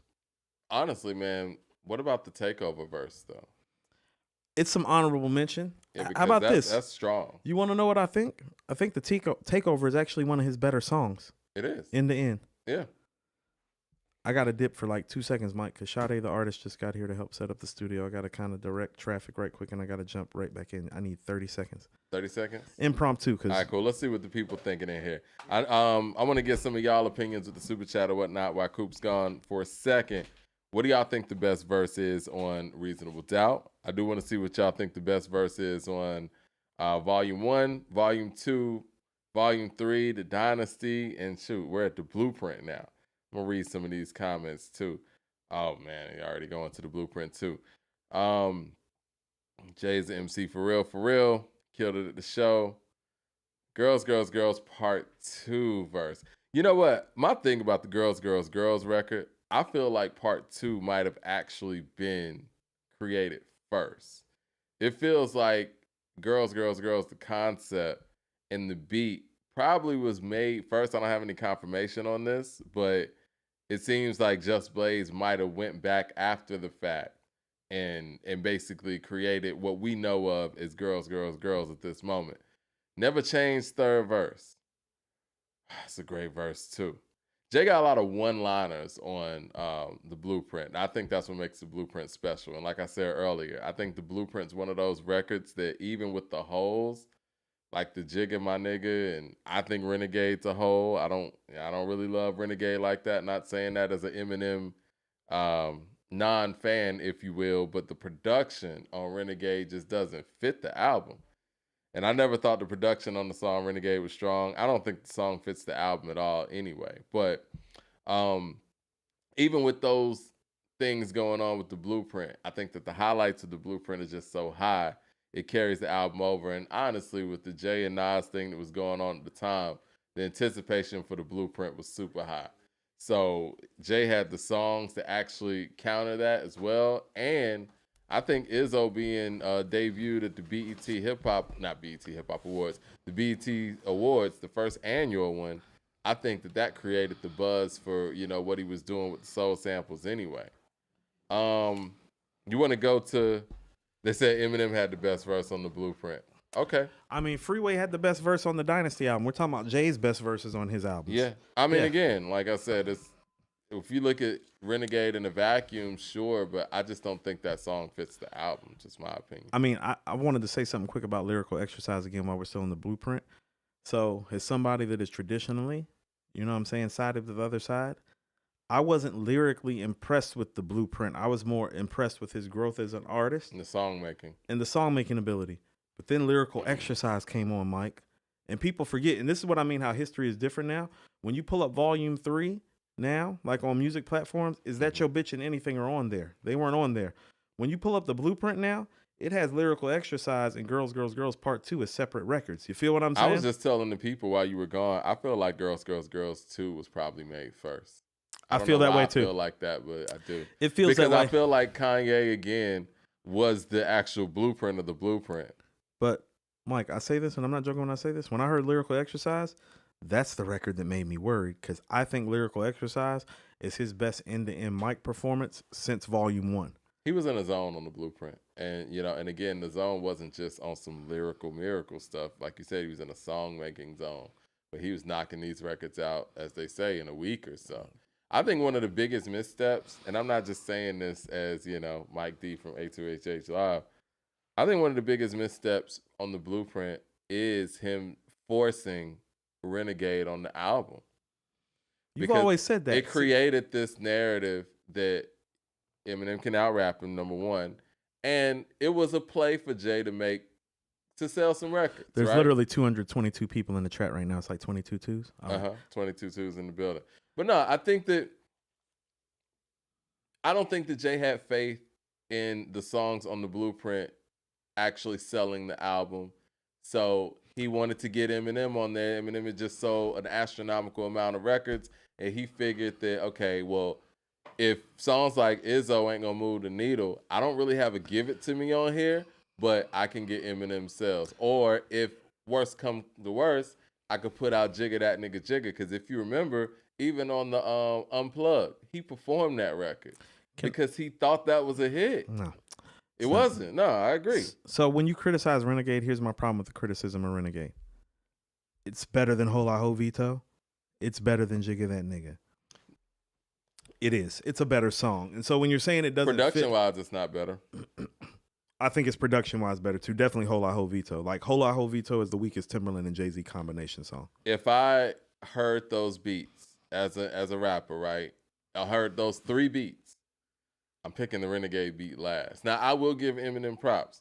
He can make a trash beat sound decent when he jumps on it and does what he does. But you could tell the way Jay was rhyming on there. And Jay wasn't whack on there, but just rhythmically, he wasn't feeling that track. Okay, so how about this? He was still when you talk about the girls part 2 thing. Here's how I feel. First of all, the beat, the girls 2 is better. Kanye. Don't we all agree about that? I'm gonna give Kanye his credit. We're gonna give Kanye some credit. The beat is better, but I think I don't know. I think Just did his thing. I think girls got remade. Like part 1 is really part 2. I think so too, because he wasn't up to snuff on the part 2 that we heard. Yeah. Because his rhyme scheme and the way he put the story together on the one that got released as a single, and song making wise, putting Q-Tip, Slick Rick, and Biz Markie singing background on the hook. Whose idea do you think that was? I think that was actually Jay's idea because Jay doesn't get enough credit for being ahead. He's one like Jay isn't just one of our greatest MCs of all time. He isn't just arguably the greatest MC of all time. He's one of the biggest heads ever. And so I think when he heard I feel like he did the record with Kanye first. And when he heard that, the head in him knew he was missing something. And he knew that he didn't come with his A game. He came with A game, but he didn't come with his A game. And his A game at that time was as good as anybody's A game did. And I think he evaluated himself, knew it. And that's what I mean about, like, when I listen to the original version of Girls, that's what I mean when it's like, oh no, his song making ability is at an all-time zenith. Mm-hmm. Because to use 3 of hip hop's most unique voices at different times. That reeks of Kanye West to me. I'm sorry. It reeks of Jay's genius to me. I also believe that Kanye probably made the first Girls, which was part 2. Yes. And Jay probably was like, oh, let me get on that. And didn't really bring his A game. Yeah. Right. He didn't really bring his A game to it. But when sitting down and scoping it out, this is what I mean about his song making level being different. I think 97 Hove, who I love, would have put out Girls Part 2 and wouldn't have went back and made a more full and complete record, because Girls Part 1 is a better record to me, but it's all about the things that accomplish it. It's when you can literally hear Slick girls. It's different. With those voices, man, that sounds like a producer. But again, Jay is ahead. So Jay's ahead. But we know that it's his birthday, Mike. Kanye it's his birthday. Let's stop caping Q-Tip's son. So let's stop caping DJ for Bruce Ye. Almighty with the super chat says, my story is similar to y'all's. I hated Jay until college. A dream caught my attention, and Hovey Baby is when I realized that he's like that. Hovey Baby is special. All right, well, on to Blueprint 2. Jermaine Johnson with the super chat says, Jigga, what flow was crazy? Why didn't Hove do that flow more often? Because that's his old flow. It's like if MJ were to hit 11 3-pointers in a game and then never attempt them again. I mean, Mike, you also know this too. Lyrically speaking, you can probably do everything that you used to do when you used to rap. Delivery and flow-wise, Mike, can you do the same stuff that you used to do when you was 20, 21, 22? Probably not. I got to get back in the gym and get some running. Right. So when people are like, why don't Jay rap like that more often? It's like, you understand he was rhyming like that 10, 15 years before, like, you heard some of that stuff. And when you get a little bit older, some of that breath control, no, that shit just changes. Harder. That's why when we hear somebody like an AZ who still sounds the same, or a Nas who still sounds the same, or a Raekwon who still sounds the same, we're like, wow, how the fuck did you do that? Because okay, look hard. at this. You're going to love this. Better album poll is completed with 135 votes. Low End Theory had 51% to My Beautiful Dark Twisted Fantasies, 48%. So they're on the same level. They're not, but it's nice that people tried to cape for Ye like you do. Hey, man, just got to be honest, man. I think the Low End Theory is the better album, but I don't think it's ridiculous. Let me ask you something. Okay, so when do you think My Beautiful Dark Twisted Fantasy is better than The Blueprint? I do, actually. I prefer The Blueprint, but if I'm being objective here, and we're talking about song for song, track for track, and just as a complete body of work, I would have to say so. Do you think My Beautiful Dark Twisted Fantasy is better than Reasonable Doubt? I don't. Personally, because of the lyrical performance. And that's what I mean about the gap, because Reasonable Doubt, in my opinion, is on Low End Theory level. Right. There's levels to this. But see, again, I got Low End Theory over Reasonable Doubt, so. I do too, but it's like barely. But I mean, I think they're all on the same level. Because I think Low End Theory would be on the back end of my top 10, and Reasonable Doubt would be on the 10 to 15 scale. My Beautiful Dark Twisted Fantasy is not operating in that realm. My Beautiful Dark Twisted Fantasy or B? For me, it would be B, but I could see if somebody said My Beautiful Dark Twisted Fantasy. See, now we're having a Hell Hath No Fury conversation because I think B is better end to end, but the highs on My Beautiful Dark Twisted Fantasy. But I'm always gonna take the end to end player. Blueprint. Ain't no blame game on B. No, you're right. So I'm gonna say B. I mean, where the live version fits in on that album is brilliant. It's stellar. It's brilliant. It's stellar. Right after Shy City, which is my personal favorite song. That's your favorite song on B? It really is. I love that record, man. It's well, The Corners I think might be the best record on The Corners the best record on there. But I personally love Shy City and that sample. And at the end, when Kanye comes in there, na na na na na, and you say Shy City, that shit is crazy. I rap with the passion of Christ. Nigga cross me. Took it out of space, and niggas thought they lost me. I'm back like a chiropractic and D-boy survival rap. St. 94, Joe, we can't go back. Game need a makeover. Yeah. I like when comments rhyming like that. I'm a takeover. Tell these halftime niggas breaks over. You like how he did the J Nas thing in back-to-back bars? Yeah, he almost got himself in trouble, but it wasn't like whatever. He can get himself in trouble with nothing. Blueprint 2. 7 straight summers critics might not admit it, but nobody in rap did it quite like I did it. You did it, I done it before. You get it, I had it, got mad at it, and don't want it no more. That goes from everything from flipping that raw, flipping horse, flipping vocal cords. Don't get it twisted. Get it right. Did it better. Did it different. Did it nice. Did the impossible. Then did it twice. Get it right. I feel like the two best verses on that album, you actually hear them back to back. That's Hovey Baby verse 3, and then The Watcher verse 1. So take your pick. That was verse 2. I think verse 3 on Hovey Baby. Oh, you like the Hovey's home, the global phone, all right. The best overall mic performance is Hovey Baby. Of course.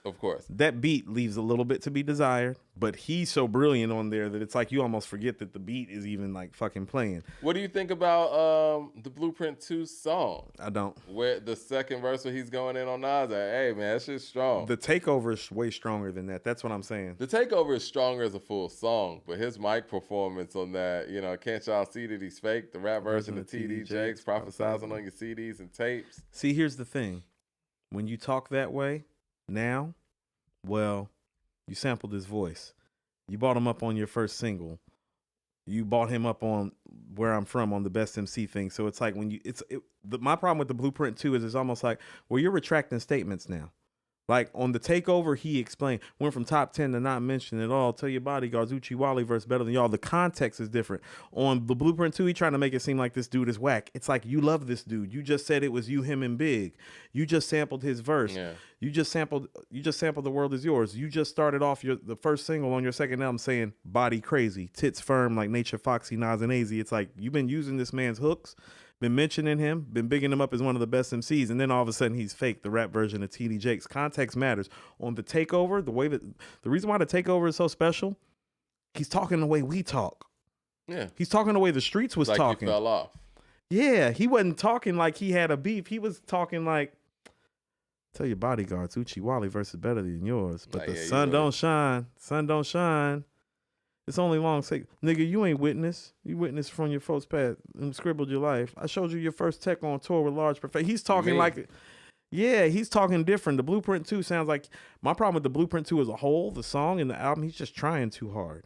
Hovey Baby's effortless. The Watcher's effortless. Jay is at his best. I felt like he was trying hard on the Watcher, in my opinion. He was.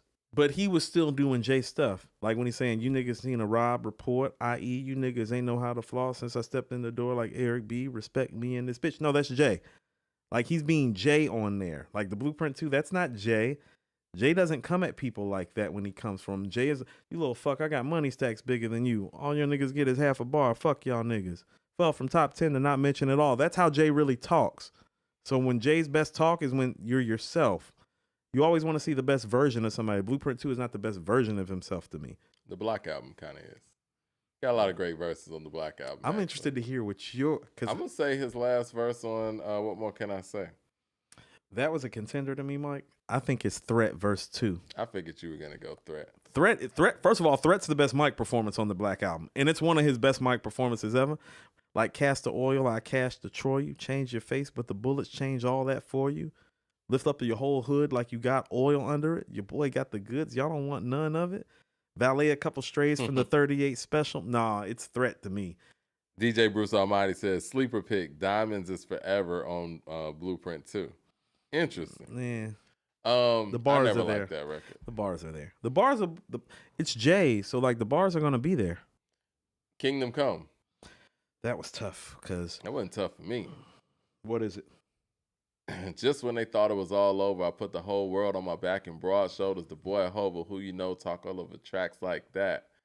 Yeah, I'm gonna go with Kingdom Come third verse, even though he does have that step in the booth, loosen up my ties. And I was like, step inside the booth, Superman is alive. I think that the verse on Minority Report is actually the best verse on the album. Really? It is. Because here's what I noticed too when I listened to Kingdom Come, because I listened to Kingdom Come again today. It was rough.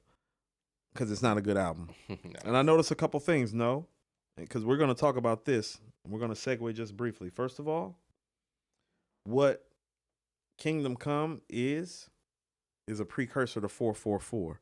And he should have used records like Lost Ones, Kingdom Come, and Minority Report as reference points. And he didn't. Because the same stuff that's being spoken about on 444 is on those records. Yeah. And it's like, no, it's a reflective and more grown-up Jay who's actually assessing a cultural and socioeconomic situation. Just does it poorly on 444. But as much as I don't love like Neo on Minority Report, when I was listening to his verse today, it's like that may have been the first time I heard Jay talk about us. Yeah. Like from a perspective of our plight, our situation, and even using Kanye's George Bush doesn't care about black people sample. That's what 444 should have been. But I also realized something too, Mike. When he was on Threat, because I was listening to Threat, for 3 years they had me pissing out of a cup. And when I thought about that, it made me realize, and this is my hot take, Mike, the case had something to do with his retirement so he could stay out of the limelight. Because when we as blacks get in trouble with the law and we stay in the limelight, they tend to come for us harder. And he was our most notarized figure. And I think some of the retirement wasn't just a 50 thing. It was literally ducking low from the cops and from the authorities because he was our biggest figure. He was literally on parole for stabbing Un, or probation for stabbing Un. He had to lay low, Mike. When he said for 3 years they had me pissing out of a cup, it's like, damn, it's like, that's about how long you've been gone. It's like, oh shit. Yeah, you do the math. It's like if you do the math, the case and the probation falls in line with the retirement too. It does. Because here's the thing. How many times have you seen a rapper end up on probation and they come raid the tour bus? Right. How many times has Wayne been caught that way? Meek been caught that way. You're right. So his business acumen once again. And then he went and took a president's job. Right. Yeah. So, but here's the other part of it too that I realized when I said that. Oh, Andrew Williams with the super chat says he admitted that he lost on the Blueprint 2 song, so I don't care about that record. All right, go ahead. Breaks hurt everybody. Kingdom Come isn't good because Jay took a break. Listen, Mike. Max says Kingdom Come is his worst album. It is. Maybe. No, Magna Carta's worse. And so is 444. It's his third worst album. Mike, breaks hurt everybody. Think about it. Who are our 1 and 2 MCs, no matter how you have them picked? It's Jay and Nas, right? How does Nasir sound after that break from Life is Good? Even with all the rusty. Look, even with stuff like Echo and Nas' album done in between, Nasir, much like Kingdom Come, bottom 3 or 4 Nas album. Kingdom Come, bottom 3 or 4 Jay album. You want to know why? Because even when you are literally the best that ever did it, if you take a break, it's going to show. What happened to Michael Jordan when he took 18 months off and he came back? Rusty. Mike, when you are the best, even the best have chinks in their armor. That's why you got to be at it all. Stay in practice. You got to stay in practice, which brings me to my last point. Don't tell me that Kendrick album is good after the break. When Nas and Jay took breaks, they made literally some of their worst material because you have to be shooting in the motherfucking gym. Well, why do you think Drake's coming at Kendrick full stop now? Because he's coming at him. Because Drake he dropped his weakest album. Because Drake understands the game, and Drake has actually stayed working pretty much this whole time, and he knows he's in more practice and more lyrically fit than Kendrick is right now. Yeah, it's a Jay move. Like when Jay came in Nas after he made Nostradamus, it's like, okay, you making your weakest effort? Let's go. Mike, why did you have the Dynasty and the Blueprint 2 in for the Jay-Z, one of Jay-Z's best albums? I didn't do that. Okay. Okay. But So I just wanted to point that out. Jay's break between the Black Album and Kingdom Come. No, that's why Kingdom Come don't sound good. Nas's break between Life is Good and Nasir. That's why Nasir don't sound good. Kendrick's break is just the same. Don't tell me that it's I've good. said these things. I agree. I'm just reminding people. Mike, Rakim's break. Yeah. From Don't Sweat the Technique to the 18th letter. People are like, man, the 18th letter is uneven. He didn't rap for 5 years regularly. Yeah. You got to stay in practice. You got to stay in practice. What I was going to say is American Gangster. What is the best verse in American Gangster? That's interesting. So, this is another one of my notes, Mike. This is more GOAT talk for Jay. I think No Hook. I don't think so. That's close. Jay might be our best primetime performer. As when the lights are brightest, he does show up and perform the best. Mm-hmm. Because when I was going through his late stuff, like The Watcher 2 might be the best verse on the Blueprint Part 2. Who's on the Blueprint Part 2, Mike? Well, I mean, who's on the song? Rakim. Okay, Mike. So what do you think? I think his best verse is on this album. Are you thinking on the song with Nas? I think Success, verse 1 is the best verse on I here. will say this. When Nas is on the record, Jay steps all the way up. Now, I'm not going to agree with you on this one, but I will agree with you on Magna Carta. I think his best verse is on We're going to talk BBC. about that in a minute. I agree. But what I'm saying is that he's a primetime performer. It's like, oh, Rakim going to be in the studio? Yeah. Bet. Nas in the studio? Bet. He's our best primetime performer. You know who else Mike. is like that? T.I.'s like that, man. T.I. is like that. Whenever anybody... When the moment's you big... know what? Honestly, I can't even think of no whack verse that he's giving anybody. But when the moment's big, when A-Ball and MJG is in the building, Big Boy and Look at Ludacris the in the Grills. building, like, yeah. That verse on Look at the Grills is crazy. Nah, yeah. Look at the Grills is one of my favorite rap songs, like just period. And then he started it off too. He did the same thing on that in the A song with Big Boy and Ludacris. Yeah, like, no. But yeah, Jay does that. It's like and I do prime time. I do think Success is his best verse on there. I got houses I ain't seen in months, apartment in the Trump, I only slept. Yeah, he's talking crazy on there. How many times can I go to Mr. Chow's, Towels? No boo. Hold up, let me move my bowels. I shit on y'all niggas. Yeah, he's crazy on there. OG1. Y'all ain't got shit on my nigga. Andre I got Miller. watches I ain't seen in months. Yeah, he's talking crazy on there, but that's because he knows who's sewing up the song. Yeah. And I have a quick comment about their records together that I realized today too from like going through them because I got a chance. Like, well, go ahead. Those songs with the two of them are better than we realized. And it's because we have so many unrealistic expectations. I agree. For both of them individually. Like, we have unrealistic expectations for them as individuals. So when they step to the mic together, we do expect to hear, like, we do want to hear something on a Cream level, on a Nothing But a G Thing level. Unrealistic. It's unrealistic because when I went to listen to Black Republican and BBC and Success, I'm like, and these records are fucking fire. It's like, what was I doing? It's like, have I been shitting on these records? And it's like, I kind of have. And the reason I've been shitting on them is because of the two guys. They're our two best MCs of all time, and we expect them to make an all-time great song. Like, when I was listening to the way that they're rhyming on these tracks, they're crazy. They lack chemistry, but again, they're not a group. You know what I mean? Like, I think BBC actually has the most chemistry. I think so too. And I'm sorry, Andre Miller with the super chat says Jay always loved and respect Nas. Bleak actually started that beat, not Jay or Nas. I disagree with that, but I feel you. I think Bleak just put it in the forefront. You know, I always feel that if you're hearing something out of Bleak's mouth, it's coming from the big homie too. The competitive fervor is supposed to exist. I told you it's like Magic and Isaiah would kiss right before the game, and then they would try to clothesline each other, Mike. Clayton is asleep with the super chat. Says, "What's up, y'all? You heard the new Conway and Conductor yet? Love it. Yeah, we're talking about Jay Skis and Love the Genius killed their appearances. They did. They did. Shout out to Love and Jay Skis.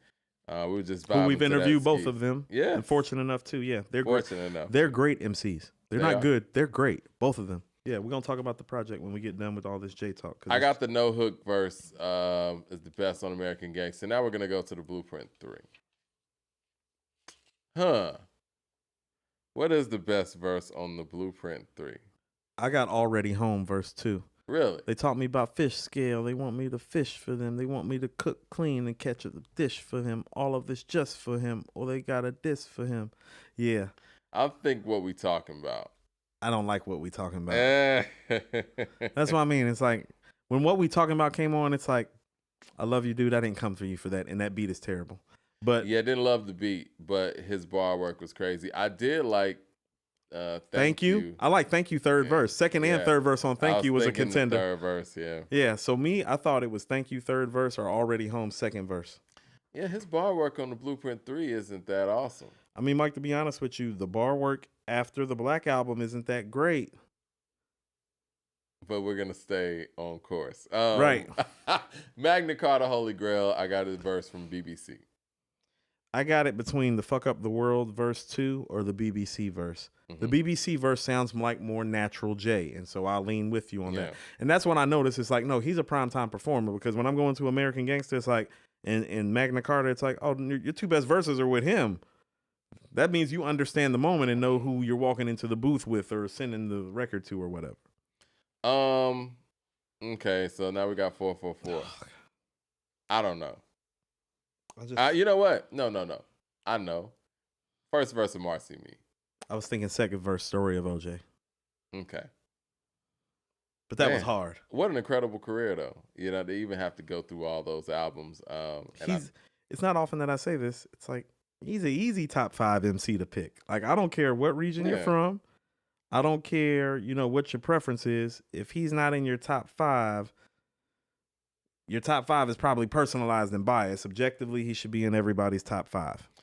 Somebody's talking about, we know Jay cooked Nas on success. And my personal opinion, I've said this on this show before, I think every time they've done a song together, Jay's had the better verse. See, this is what I mean. And this is what I realized today. All these beats that they've done together have been more geared towards Jay's style of rapping. It really does feel like Nas is jumping on a beat that was meant to Jay to rap on. Like the Success beat, the way that it draws out and it stops and it goes, that's not built for Nas's flow. That's built for Jay's flow. BBC, that's some Neptune shit. Who sounds better? Republican. Who sounds better on Neptune shit, Jay or Nas? Yeah, Jay. So it's like, first of all, I don't think that he has a better verse. How about this? For me, the only time where I feel like he has him is on BBC. But I also feel like they both kind of freestyled that and it just ended up on the album. Yeah, and I will also say this too, and I'm not just saying this. I think that when they collaborate, Jay definitely tries harder than Nas does. And it feels like that. Like, even his verse on Black Republican, Nas' verse, kind of like, it feels a little dialed in. Like you said, I feel like he tried a little bit harder on BBC, but Nas is going to write what's on his mind and not care who else is in the room, because he's like, well, I'm Nas. That's why, like, Success, McLaren, Women Staring, My Villain Appearance, Licking Blood in the King of Ghetto, Othello, Sugar Hill Romero, Camaro Driven, I Climax from Paper and Ask Why Is Life Worth Living. Like, oh no, he's there. Yeah. He's there. He's just not trying as hard as Jay. And I'm always going to, like, keep that in mind. It's like, styles make fights, but you also have to understand who you're dealing with. I don't think Nas ever approached any of these. Look at it like this. Nas just turned 50. Jay just turned 54 today. He's 4 years older than Nas. Who got here first? Who's been really more lauded early on? Of course that guy's going to try harder. He's 4 years older and he got to the party 2-3 years later. It's like a 7-year gap. Who you think when they walking in the booth got the chip on their shoulders? Well, Jay wants to be the best too. So, he's a competitor. He cares more. Yeah. He cares more about it. Anime Bros with the super chat says, last verse of Heaven. That verse was hard. Max with the super chat says, the product of 444 is Samir. Let's not do that on his birthday. No, we're not going to do that. All right, well, you want to get on to this AZ album? Yeah, you want to start with AZ or Conway Conductor? We'll start with Conway Conductor real quick, and then we can end off with AZ. The Twitter post that we had about trying to interview AZ got over 5,000 views. Did it? Yeah. I just want A to understand that. Oh, cool. No, I just want A to understand that, like, we're a force in the game and, like, he can respond to us. And he should come through. Well, I mean, here's what I'm saying is like, well, we're not Atlanta biased. We talk about New York rappers and MCs like all the time. So I've just been noticing he's been making the rounds just with like the New York guys. And it's like, people down here fuck with A. I mean, we fuck with hip hop, you know what I'm saying? And he's making dope hip hop music. Right. So I just wanted to throw that out. It's another great album from him. But also too, it's like, I feel like we're at a place in the game. It's like, oh no, I would appreciate it if A would have responded. Well, that's how I feel. Yeah. Well, we'll see. What did you think of the album? Album's really dope. Because I know initially, like, when we were talking about some of the singles that were put out, it didn't feel like, Do or Die 2 level. What do you think about it in comparison to what he put out a couple of years back? This album, wasn't that just last year? When Do or Die 2 last year, or was it 2 years ago? I feel like it was 2 years ago. This album is more New York centric in terms of its aesthetic. And that's what I mean about, well, when I was hearing the records like GOAT and the record with Fat Joe, it's like, oh no, A knows his audience. You know what I'm saying? And he's, this is an audience for his core East Coast fans. It is. Do or Die 2 is him, quite frankly, doing the best job that he can to replicate his best album, which had a little something for everybody in there. Like, I don't care where you were in 95. It's like, oh no, Sugar Hill was a big deal. More Money, More Murder, More Homicide, and Give Me Yours, and Rather Unique. No, those were big deals on a hip hop fundamental level for everybody. And so I feel like, man, every mission is different. You know what I'm saying? Like, every mission isn't a mission for everybody. And this is something that's going to be real pleasing to his core audience. But I'm part of his core audience, and so I really enjoyed the project. I don't think that it's better than Do or Die 2. So I don't think that it's an album of the year contender. Do I think it's one of the better projects that I heard this year, though? Yes. I've heard a lot of people saying that he needs to get like some more updated productions. And it's like, no, you have to understand. Some people are struggling to do what works for them, Mike. And he doesn't struggle with that. And so if he doesn't want to step too far outside of his box on this album, I'm okay with that, because the last project that he dropped, he spread his wings a lot and showed that he's capable of doing those things. Which brings me to my next point. When an artist spreads their wings and show that they're capable of doing more than what their core requires of them, we have to be more supportive of it. So Do or Die 2 maybe didn't get made again in the same vein because it didn't hit.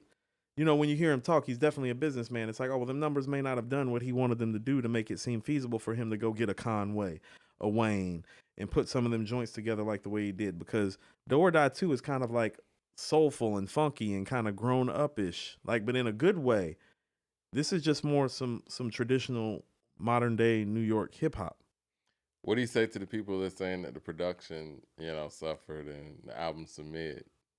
The album's definitely not some mid. Okay. The album is not some mid.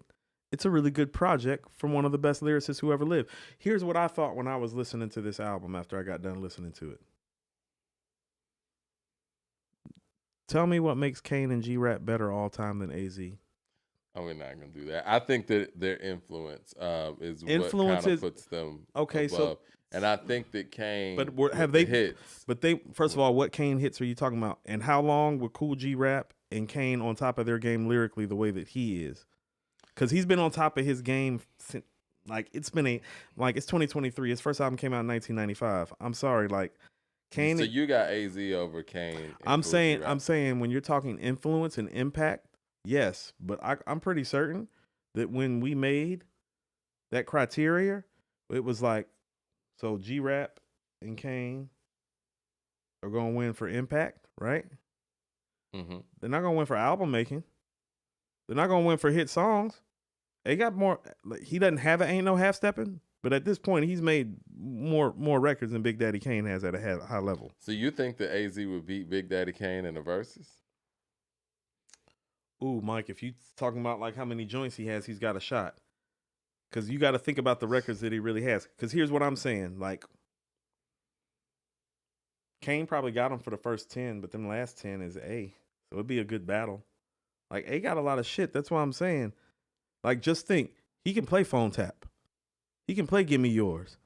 He can play Sugar Hill. He can play Rather Unique. I mean, I'd take that if, I'm a Kane. We can do it, Mike. You're just going to be surprised. He got to come up with Preem. Like, he got a lot of stuff. That's what I'm saying. Like, too often when we're making these lists, we're looking at the highs of artists and we're not looking at the totality of their careers. It's like, oh, no. A has been nicer and more consistent and been a better album maker longer than G-Rap and Kane. And you know how I feel about G-Rap and like Kane. You said, it's a star league. So how can we give Nas credit for being this great this late and saying that's a separation between him and others who were in his bracket, and not give A some separation for how long he's been great? Because he is still lyrically, like, much like Nas and Jay, it's like, well, it's not the dude I heard in 94, 95, 96. But if we're talking about the level that he's operating on, Kane and G-Rap didn't operate on that level this long. It's the impact, man. Impact matters. Impact matters. And, but if impact is only one thing, though, Mike, you can't measure everything by impact. The impact of the songs, too. Okay. So this is what I'm saying.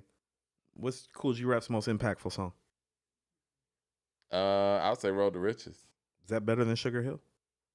I'm speaking more towards the Kane argument, actually. Okay. You know. So do you And think I think with Cool G Rap though, he laid down a foundation, and a flow that so many people follow after the fact. I mean, Nas included. So I think that's kind of what puts him in a certain air. No, I get Now, what you're not saying that you're not able to be passed, but it just takes a lot to pass that. And we got to ask ourselves, like, what kids does AZ have running around here? No, he's a Kane and G Rap kid, just like Nas and Jay and Big are. Like, like that's what I'm saying. It's like when people are like, there's like Baby Nas is rolling around. You mean Baby Rakims and G Raps? Mm-hmm. Because Nas isn't an original copy. Jay's not an original copy. Big's not an original copy. But where they took it and the way that they interpreted what they were influenced by, they were able to influence others. I'm not saying I think A is better. I'm saying, why isn't it conversational? Why are we not allowed to have these conversations when this man has been rapping at this level for 27 years? I think it's the big records. Okay, so like I said, you got big records and impact. Is that the totality of what a great MC makes? Do you think bar for bar AZ is just a better MC than Kane or Cool G Rap? He's definitely more consistent than both of them, and there's something to be said for being consistent. Don't a lot of people run around here and talk about LeBron's consistency is why he's better than Mike, for how long he's been great? At a super high level, though. Is A not operating at the same super high level lyrically that he's always been operating at? And how long did Cool G Rap and Kane operate at that level? See, when I ask these questions, I'm not saying I feel no type of way. We just got to start validating the conversations properly. It's like, you don't think Cool G Rap operates lyrically at a level that he always has? Because I think he's super consistent with his flow.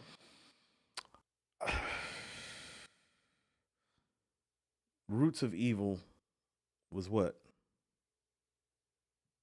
Well, 98, 99? Yeah. Yeah, that's the last time I felt like he was at top 5-ish, top 10-ish MC lyrical level for what we expect from G-Rap. So I would tell you no. And the same thing with Kane. When's the last time Kane gave you a song where you were like, this nigga nasty? Because AZ has records like that on his album that just dropped. He's got records like that on Do or Die too. You didn't think he was crazy on that? No, I said songs, as in just them. A got songs where by himself, he still sounds crazy. So people in here saying this is a 3.5 album, 3.5 Mike album out of 5. What would you rate this album? Because it sounds like you rate this highly. I need to give it a whole nother listen. No, I said it's a really good album. I mean, my early thoughts when I heard it was that it was a solid 4, but I'll go back and listen again. I've listened to it twice. I always like to let that third listen be the barometer. Okay. But I've also was playing the Conway and Conductor too. That's why I was kind of like, I kind of listened to A, listened to Conway and Conductor, and then I was like, ooh, that Conway and Conductor is really dope. I went and listened again because the Conway and Conductor is only like 16, 17 minutes long. Yeah. And then I went back and listened to the A today, and I was like, no, this is a really dope project from somebody that literally, like, let's run down some of the catalog when you talking. I want people in the chat right now to name 5 really dope Cool G Rap or Big Daddy Kane albums, because I can name you 5 dope AZ albums. Right. So when people are saying like I'm crazy, it's like, no, like Kane don't have 5 dope ass projects. Neither does G Rap, in my opinion. Not where I look back at it, it's like, oh no, that. And think about it, one of AZ's best projects he just made a year or two ago, Mike. We ain't talking about performing. We ain't talking about nostalgia. We ain't talking about who impacted the game. If we talking about impacting the game, nobody's ever going to be able to touch Rakim and KRS and Kane and Slick Rick and G Rap. People are saying that they feel like A fell off with this one, but I'm going to go give it a listen again. Yeah, I'm seeing 3.5. This album ain't for 3.5 at best, Mike. 3.5 is generous. He needs Conductor. Okay, well, on that note, let's talk about Conductor. I think Do or Die 2 is better.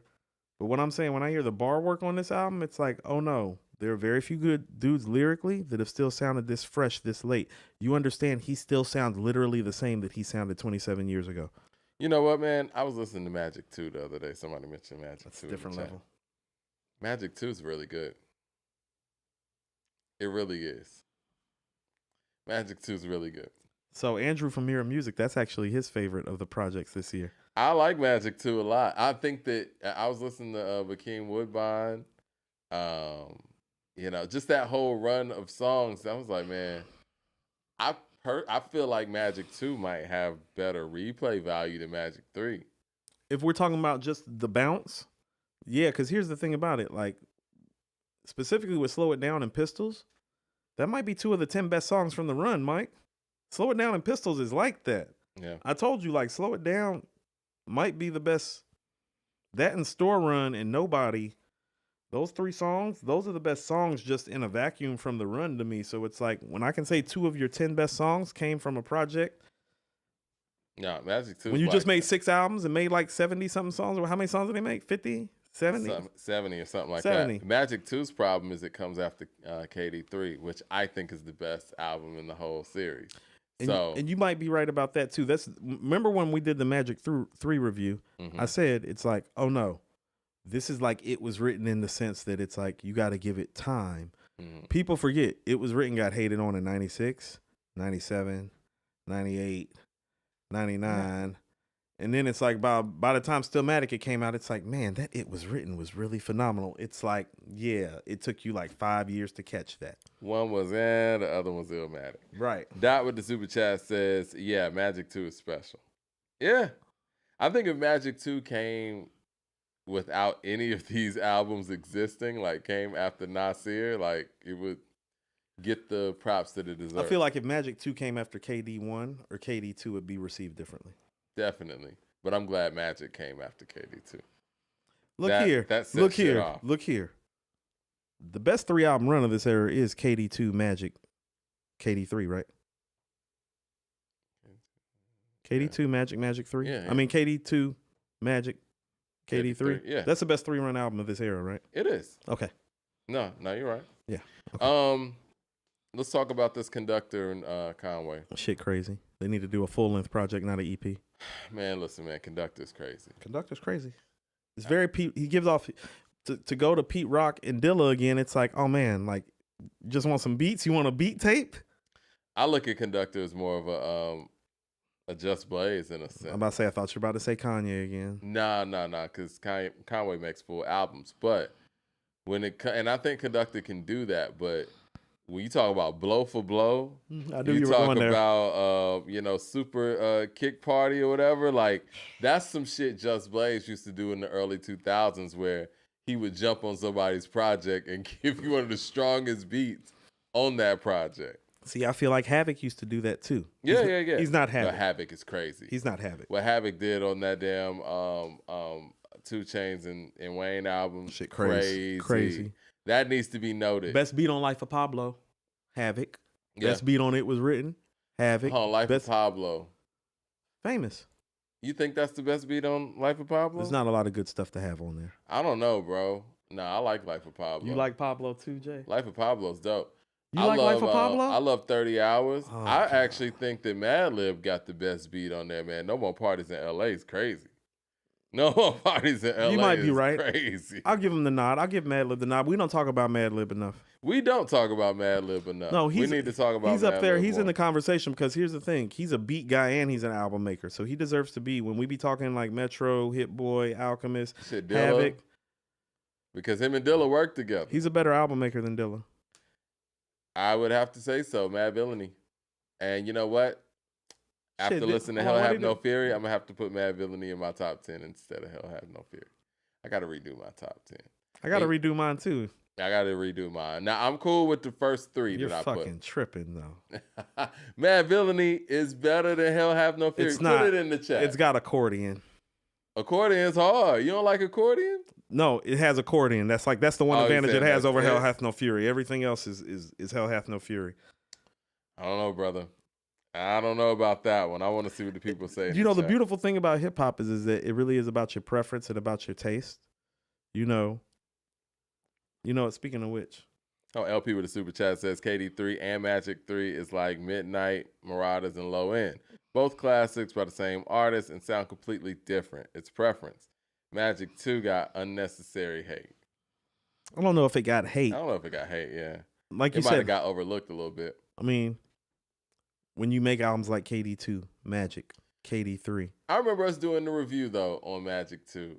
People were underwhelmed because KD3. And then after the next album came out, they appreciated it a little bit more. Magic 3 is still the album of the year, and I still think it was written like in terms of the intricacy of the lyrics. It's going to probably take some people some time to digest and be like, oh shit, like he was It's like, yeah, he was talking that talk. Like Magic 3 is going to be more of a timestamp album where it's going to be like, man, remember when that dude was 50 and he was... Now, I can see that. Now, I'm Right. with you on the longevity of Magic 3 because of the lyricism that's on there. But I'm going to be perfectly honest with everybody here. Dope lyrics live. Like, this is what I'm saying. My album of the year is Jay Ski's still. And that's cool. You want to know what I was thinking? You know, one of our last shows of the year, we need to actually just do a straight up rating show where we go through and rate. I think we can start doing that Wednesday. I know we got to do our albums of the 90s Wednesday, but yeah, I think we need to start really tapering down the year. Yeah. And there's nothing wrong with everybody like having their picks. You know what I'm saying? But to say that, like, how about this? Dave Chappelle said it's dangerous to call somebody crazy. It's one of the most dangerous things that you can do. Very it's dismissive. like because I value Hell Hath No Fury so much. Don't call me crazy. I don't call. I don't know where you were going. No, I'm for real, because it's like I've gotten so much hate for loving a classic rap album that, like, it's ridiculous. Like, I've never seen an album this great. I told you this. I felt like Pray for Paris was going to get the Hell Hath No Fury treatment. This is what I'm talking about, though, Mike. Pray for Paris is special. Mike, so is Hell Hath No Fury. No, it is. No, I'm not saying like that. Hell Hath No Fury is better than Pray for Paris, song for song. Yes, it is. I think you want to do a matchup? Very highly of Pray for Paris. So do I, but this is what I'm talking about. People keep telling us that Pray for Paris was overrated when we were rating. It's like, y'all giving that a 5. West Side Gun can't rap like that. It's like, ain't got nothing to do with the 5, fam. Don't got nothing to do with the 5. You have to be fair and unbiased. And I'm telling you, part of the reason why this album didn't get rated properly is because they're from Virginia, but they rap like East Coast guys. So it's like the East Coast guys. A whole show on this. The East Coast guys didn't love it because the guys from Virginia were, quite frankly, out rapping their ass with the producers they were dying to work with, and the Southern guys weren't drawn to it because Virginia is kind of like the northernmost of the Southern states. Virginia and North Carolina rhyme different than the rest of the South. I know that from growing up in the area. And so it was in a tough place, but that album is there. Like, if I play it song for song, like, that's what I'm saying. Is like, oh no, you think Girls, Girls, Girls is better than Wamp Wamp? Play them back to back. I do. Play them back to back. I do. Play them back to back. No, I'm it's not. a big fan of Wamp Wamp. Ride Around Shining, better than that nigga Jigga. That's what I'm saying. It's like, oh no, it's competing. Yeah, it's competing. It's better than that. I mean, there's a lot of songs better than that nigga Jigga. But that's what I'm saying. But hold on. But there ain't no that nigga Jigga on Hell Hath No Fury. Why aren't we making the case? Like, the way that you talk about B is the way that people need to talk about Hell Hath No Fury. It's like, oh no, that's end to end. It may not. A lot of people, reason why people like Water for Chocolate better than B isn't because it's better end to end. It's because the light, the highs, the Sixth Sense. The highs. It's the vibe too. And one thing I will say, Thelonious. The highs. Thelonious is crazy. The highs. Thelonious is a top 3 common song. But see, listen what you just said. The highs. But end to end, Mike, you and I have had this conversation. Like Water for Chocolate ain't better than B end to end, because like Water for Chocolate got gaps that B don't have. Yeah. So when I make the same argument about Hell Hath No Fury, the only problem is that people don't want to let go of their bias, because that album. Sixth Sense is a high too. That's what I'm saying. Yeah. Like the Sixth Sense is probably better than The Corner. And so if the Sixth Sense, I think about the this. Corner is better, but his mic performance on the Sixth Sense is better think about than the this. Corner. Yeah. Like Water for Chocolate has its biggest hit, which is A Light. It might have his best mic performance, which is The Sixth Sense. It might have a top 3 common song, which is Thelonious. B doesn't have any of that, but it's a better album. Why can't Hell Hath No Fury get the same treatment? I think that there's some top 3 common songs on The B. Corner. I get what you're saying. The Corner might be. Would people say I Used to Love Her as Common's best song? It's not true. Break down pies to pieces. Make cocaine quiches. Money piles high as my nieces. Hefty bags full of cash. Cars full of ass. Rolex presidential bitch full of glass. All I want to do is ride around. No, that shit's better than most of the rap that you hear. Ahmad with the super chat says, peace. How do y'all feel about Elzai's new album? See, now I have to listen to that. I have to listen to that. Elzai's my guy, and that's Wednesday. He says, I think it's a sleeper album of the year. Also, Coop, why do you hate Mad Villainy so much? I don't hate Mad Villainy. How about this? How y'all feel about Hell Hath No Fury is how I feel about Mad Villainy. Yeah, there it is. Right. 007 so if I'm a hater, so are you. 007 with the super chat says, I kept telling y'all about Magic 2. It's going to age better than you think. AZ delivered, and it's a solid 3.75 out of Hell Hath No 4. Fury just blew Pray for Paris out the water in the chat, Mike. Did it? Okay. Yeah. Well, people don't like Pray for Paris like that. I want to see Hell Hath No Fury and Mad Villainy, actually. AZ needs to stay in the studio. He has to flow where he gets sharper if he's in rhythm. Yeah, I mean, you want to know what? I'm gonna go back and listen to the A album just because so many people are being super critical and saying it's a 3. First of all, getting a 3.5 isn't a bad thing. Esquire with the super chat says, the reason that Hell Have No Fury lacks universal acclaim is because the Neptunes production is an acquired taste for traditional hip hop heads, and it came out 3 years too late. And here's what it also is. I think there's some grinding syndrome going on. Well, yeah, because grinding is one of the best rap songs ever, and it's one of the best beats ever. Hell Hath No Fury isn't like that. It's more consistent than Lord Willing, though. I think, though, Mr. Me Too is an incredible follow-up to Grinding. It's an incredible song. Because Mr. Me Too is cold. Been 2 years, like I was paddy wagon cruising, streets was yours, your dunce cacking and kazooing. I was just assuming you keep the coke moving, but I got one question. Fuck y'all been doing. Pirate stirs, turn into Cavalli furs. Full length cat when I wave, the kitty purrs. All my niggas caked up, selling Beijing gray dust. Had that money right or end up in the trunk, taped up. We don't chase for ducks, only race for bucks. Peel money folds till our thumbs get the paper cuts. Chill Retardo, South Beach Gallardo. Teal started up, go brrr like it's Nardo. Women, if you love me, please let me know. Tie rags around your neck and learn the sets we throw. These are the days of our lives, and I'm sorry to the fans, but them crackers won't play fair job. And you think that that's not... Stop that. I mean, even the way Pharrell started, niggas is haters. I'm doing deals like the majors. Like, it's just ice cream sneakers. I signed my first skater. The way that beat sounds, like doom doom, like it's something cold, different. Man, that shit is crazy. But see, I'm a Neptune. It might be their best beat outside of Grinding, Mike. That's what I'm saying. That, but it's up there. It's up there. How about this? Is it a top? Is Mr. Me Too a top 10 Neptunes beat, Mike? It could be rap beat. Rap beat. We're not talking about the other shit. We're talking about the rap shit. Because it reminds me of the grimy type shit, and I'm talking about the Nori grimy song. Yeah. Oh, it's better than grimy. Crazy. It's better than grimy. And that heat is busting off, and then the Himalayas come and rush you off. Like, it's so different. Want to know the time? Better clock us. Niggas bite the style from the shoes to the watches. We clown hoppers. Tailor suits like we mobsters. Break down keys and the dimes and sell them like gobstoppers. Who gonna stop us? Not a goddamn one of you. Mean with the re-up, nigga. We street tumblers. No, they cold on there. They are ruthless. They are vicious. They are out of their deal. They're in the streets. That's a rap album, Mike. Like, it's a street dude's rap album. And so for as much as these dudes claim that they love the streets and love to hear Reasonable Doubt and love the Purple Tape, that's why I be telling you, it's like, how can you love the Purple Tape and love Reasonable Doubt and not love Hell Hath No Fury? It's literally within the same lineage. It's literally the same lineage. Ben with the super chat says, hey guys, been following you for almost 2 years. Appreciate the love. He says, love your cast convos. They made me love them even more. What do you think about Millennium on ATLians? That's a great record, man. That's the me and everything around me. It's unstable like Chernobyl. Ready to go at any moment, jumping like a pogo stick. That's one of his best verses on there. Yeah, it is. Yeah. Yeah. It's the hook, though, Mike, because it's so... This is what I'll say about Millennium. I love the way it goes into extraterrestrial. That's what I mean. That shit is beautiful. How about this?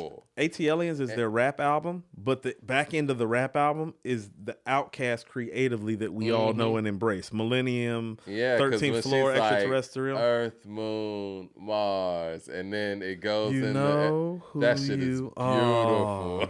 Right. Yeah, they did that. But it fits with the theme. That's the creative genius of ATLians shows itself on the last few records. I agree. It's on some rap shit before that. I got to get out of here in a second. Me too. Get somewhere before 10. What do you rate the Conway?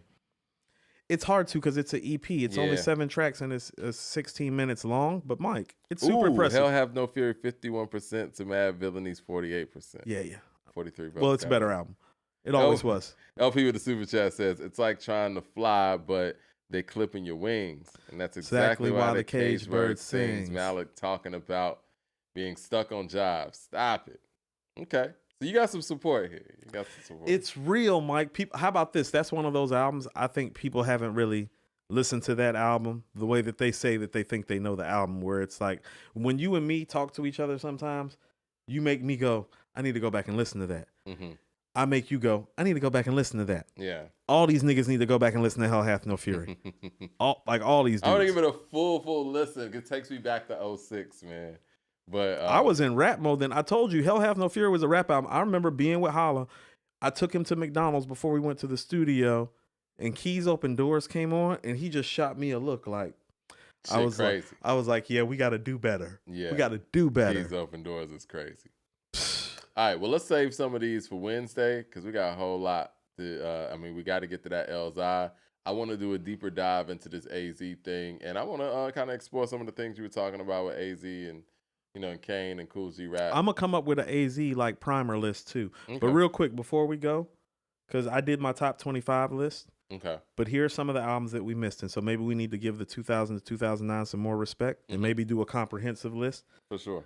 A top 50 list, Purple Tape 2. Below the Heavens, Food and Liquor. I thought about Below the Heavens missing. Godson, The Recession, Blue Carpet Treatment by Snoop Mike, The Owners, The W by Wu-Tang, Train of Thought. Country Grammar came out in 2000. Train of Thought. Country Grammar, Mike. Country Grammar came out in 2000. Yeah, but Train of Thought. Yeah, I got you. My guy Obi, my old producer Obi literally tagged me on Instagram. He's like, no Train of Thought. It's Train of Thought's great. First of all, and the first thing I said is Hell Hath No Fury is better than Train of Thought. But me and him have been having that argument forever. Train of Thought is awesome. HNIC by Prodigy, Mike. Life Story by Black Rob. Lord Willin' by The Kips. Gangsta and a Gentleman by Styles. Murs 316 with Knife. That was a personal favorite. It's a great record. That's a great one. The Tipping Point. Straight Outta Cashville, Young Buck. Crunk Juice, Lil Jon. The Be Comin', Beanie Siegel. Personal favorite. That's a great one, too. It is. Fish Scale, Ghost. Doctor's Advocate, My Ghetto Report Card, E40. That album's great. People on the West swear by My Ghetto Report Card. American Gangster, Finding Forever by Common. Paper Trail by T.I. Emeritus by Scarface. Blueprint 3, The Ecstatic by Mos. Food by MF Doom. The Ecstatic. Yeah. Man on the Moon, Kid Cudi. Till the Casket Drops, The Clips. So we got about 60 albums to cover. So what I'm going to do is do a top 50 list. But out of respect for the chat, I am going to slide Hell Hath No Fury out of the top 5. Okay. But it's staying in the top 10. Sean Dupree with the super chat says, Earth Tone 3 as producers. Thoughts? I think that Mr. DJ is a genius. I think they're all geniuses. Yeah, they're all geniuses. But this is what I'll say We're about biased. Earth Tone 3. We're biased, though, too. And I always say this when it comes to Earth Tone 3 and their production. Those Stankonia drums, because I don't have any other thing to call them, like those drums that we heard on Over the Woods or Neck of the Over the Woods. Is it Over the Woods or Neck of the Woods? The record with Mystical. That's Neck of the Woods. Yeah, the drums we heard on there and on Mystical's Nobody Gonna See Tomorrow or whatever. Those Stankonia drums, Earth Tone 3, and I think that's probably Mr. DJ shit, but crazy. Esquire, I wish they would have done more together. I guess those are my thoughts on Earth Tone 3 as producers. Esquire with the super chat says, y'all poll War Report and Hell Hath No Fury. I'm going CNN, TONY, Blood Money, LA, and Live On, Live Long. You're talking about, first Hell of all, Hath No Fury is dope, but it's a niche album. First of all, Illegal Life and Parole Violators were my favorite on the War Report. But here's what I mean. From end to end, first of all, the War Report is not as well produced as Hell Hath No Fury from end to end. Okay?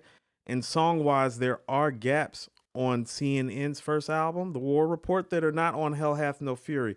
I'm always going to take an album that is consistently great from end to end over a great album that has gaps.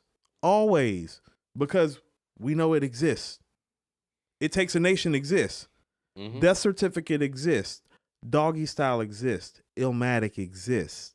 Yeah. And so I'm going to take the end-to-end player because I was raised to take the end-to-end player. Yeah, I mean, The Chronic. Yeah. The Low End Theory. These are our greatest rap albums. You know why they're our greatest rap albums? They don't have any gaps. No, fact. And so I don't give a shit about the highs of the highs. There are plenty. That's how I feel about Midnight Marauders. It's like, oh no, Midnight Marauders highs are higher than the Low End Theory. Is it better from end to end? No, it is not. Chris with the super chat says, Mike played deeper than rap against trap music. Hell Have No Fury in the barbershop, deeper than rap won. Said I played deeper than rap against trap music. Hell Have No Fury and Hell Have No Fury in the barbershop, deeper than rap won. Interesting. All right, let's get up out of here, man. Great show. I'm looking forward to Wednesday. We can speak more. We got so much to talk about. We got more to talk about. We got to kick out this. Think about how hard the '90s list is gonna be. Oh man, I don't even brutal. want to think about it right now. We might need to, just for the '90s, we might need to go top 5 rap album by year. Yeah, I'm cool with that. Let's do top 5 rap album by year for the cool. '90s. Yeah. Because there are some years in the 2000s where it's like picking a top 5 rap album in the 2000s. It's like, yeah, it is. Like 2001 and 2002 and 2003 ain't as great as people think. John Dixon with the super chat says, "What year is better in hip hop, 1991 or 1993?" Give me 93. Doggy Style, Midnight Marauders, Into the Wu-Tang. Give me that November alone. Dot with the super chat says, "What about Master Ace's albums?" We'll get him some burn. I think Master Ace is probably gonna make the '90s list for one of those years. Sure, he got one in the 2000s that was pretty dope too. Which one was that? What's the name of that album? I remember what's his name used to play that at Dave and Buster's all the time. It'll come to me in a second. Okay. All right, y'all. Hit like and subscribe. We appreciate y'all tuning in. Enjoy the rest of your night, and we're gonna see y'all Wednesday. Listen to Hell Hath No Fury, you haters. For sure.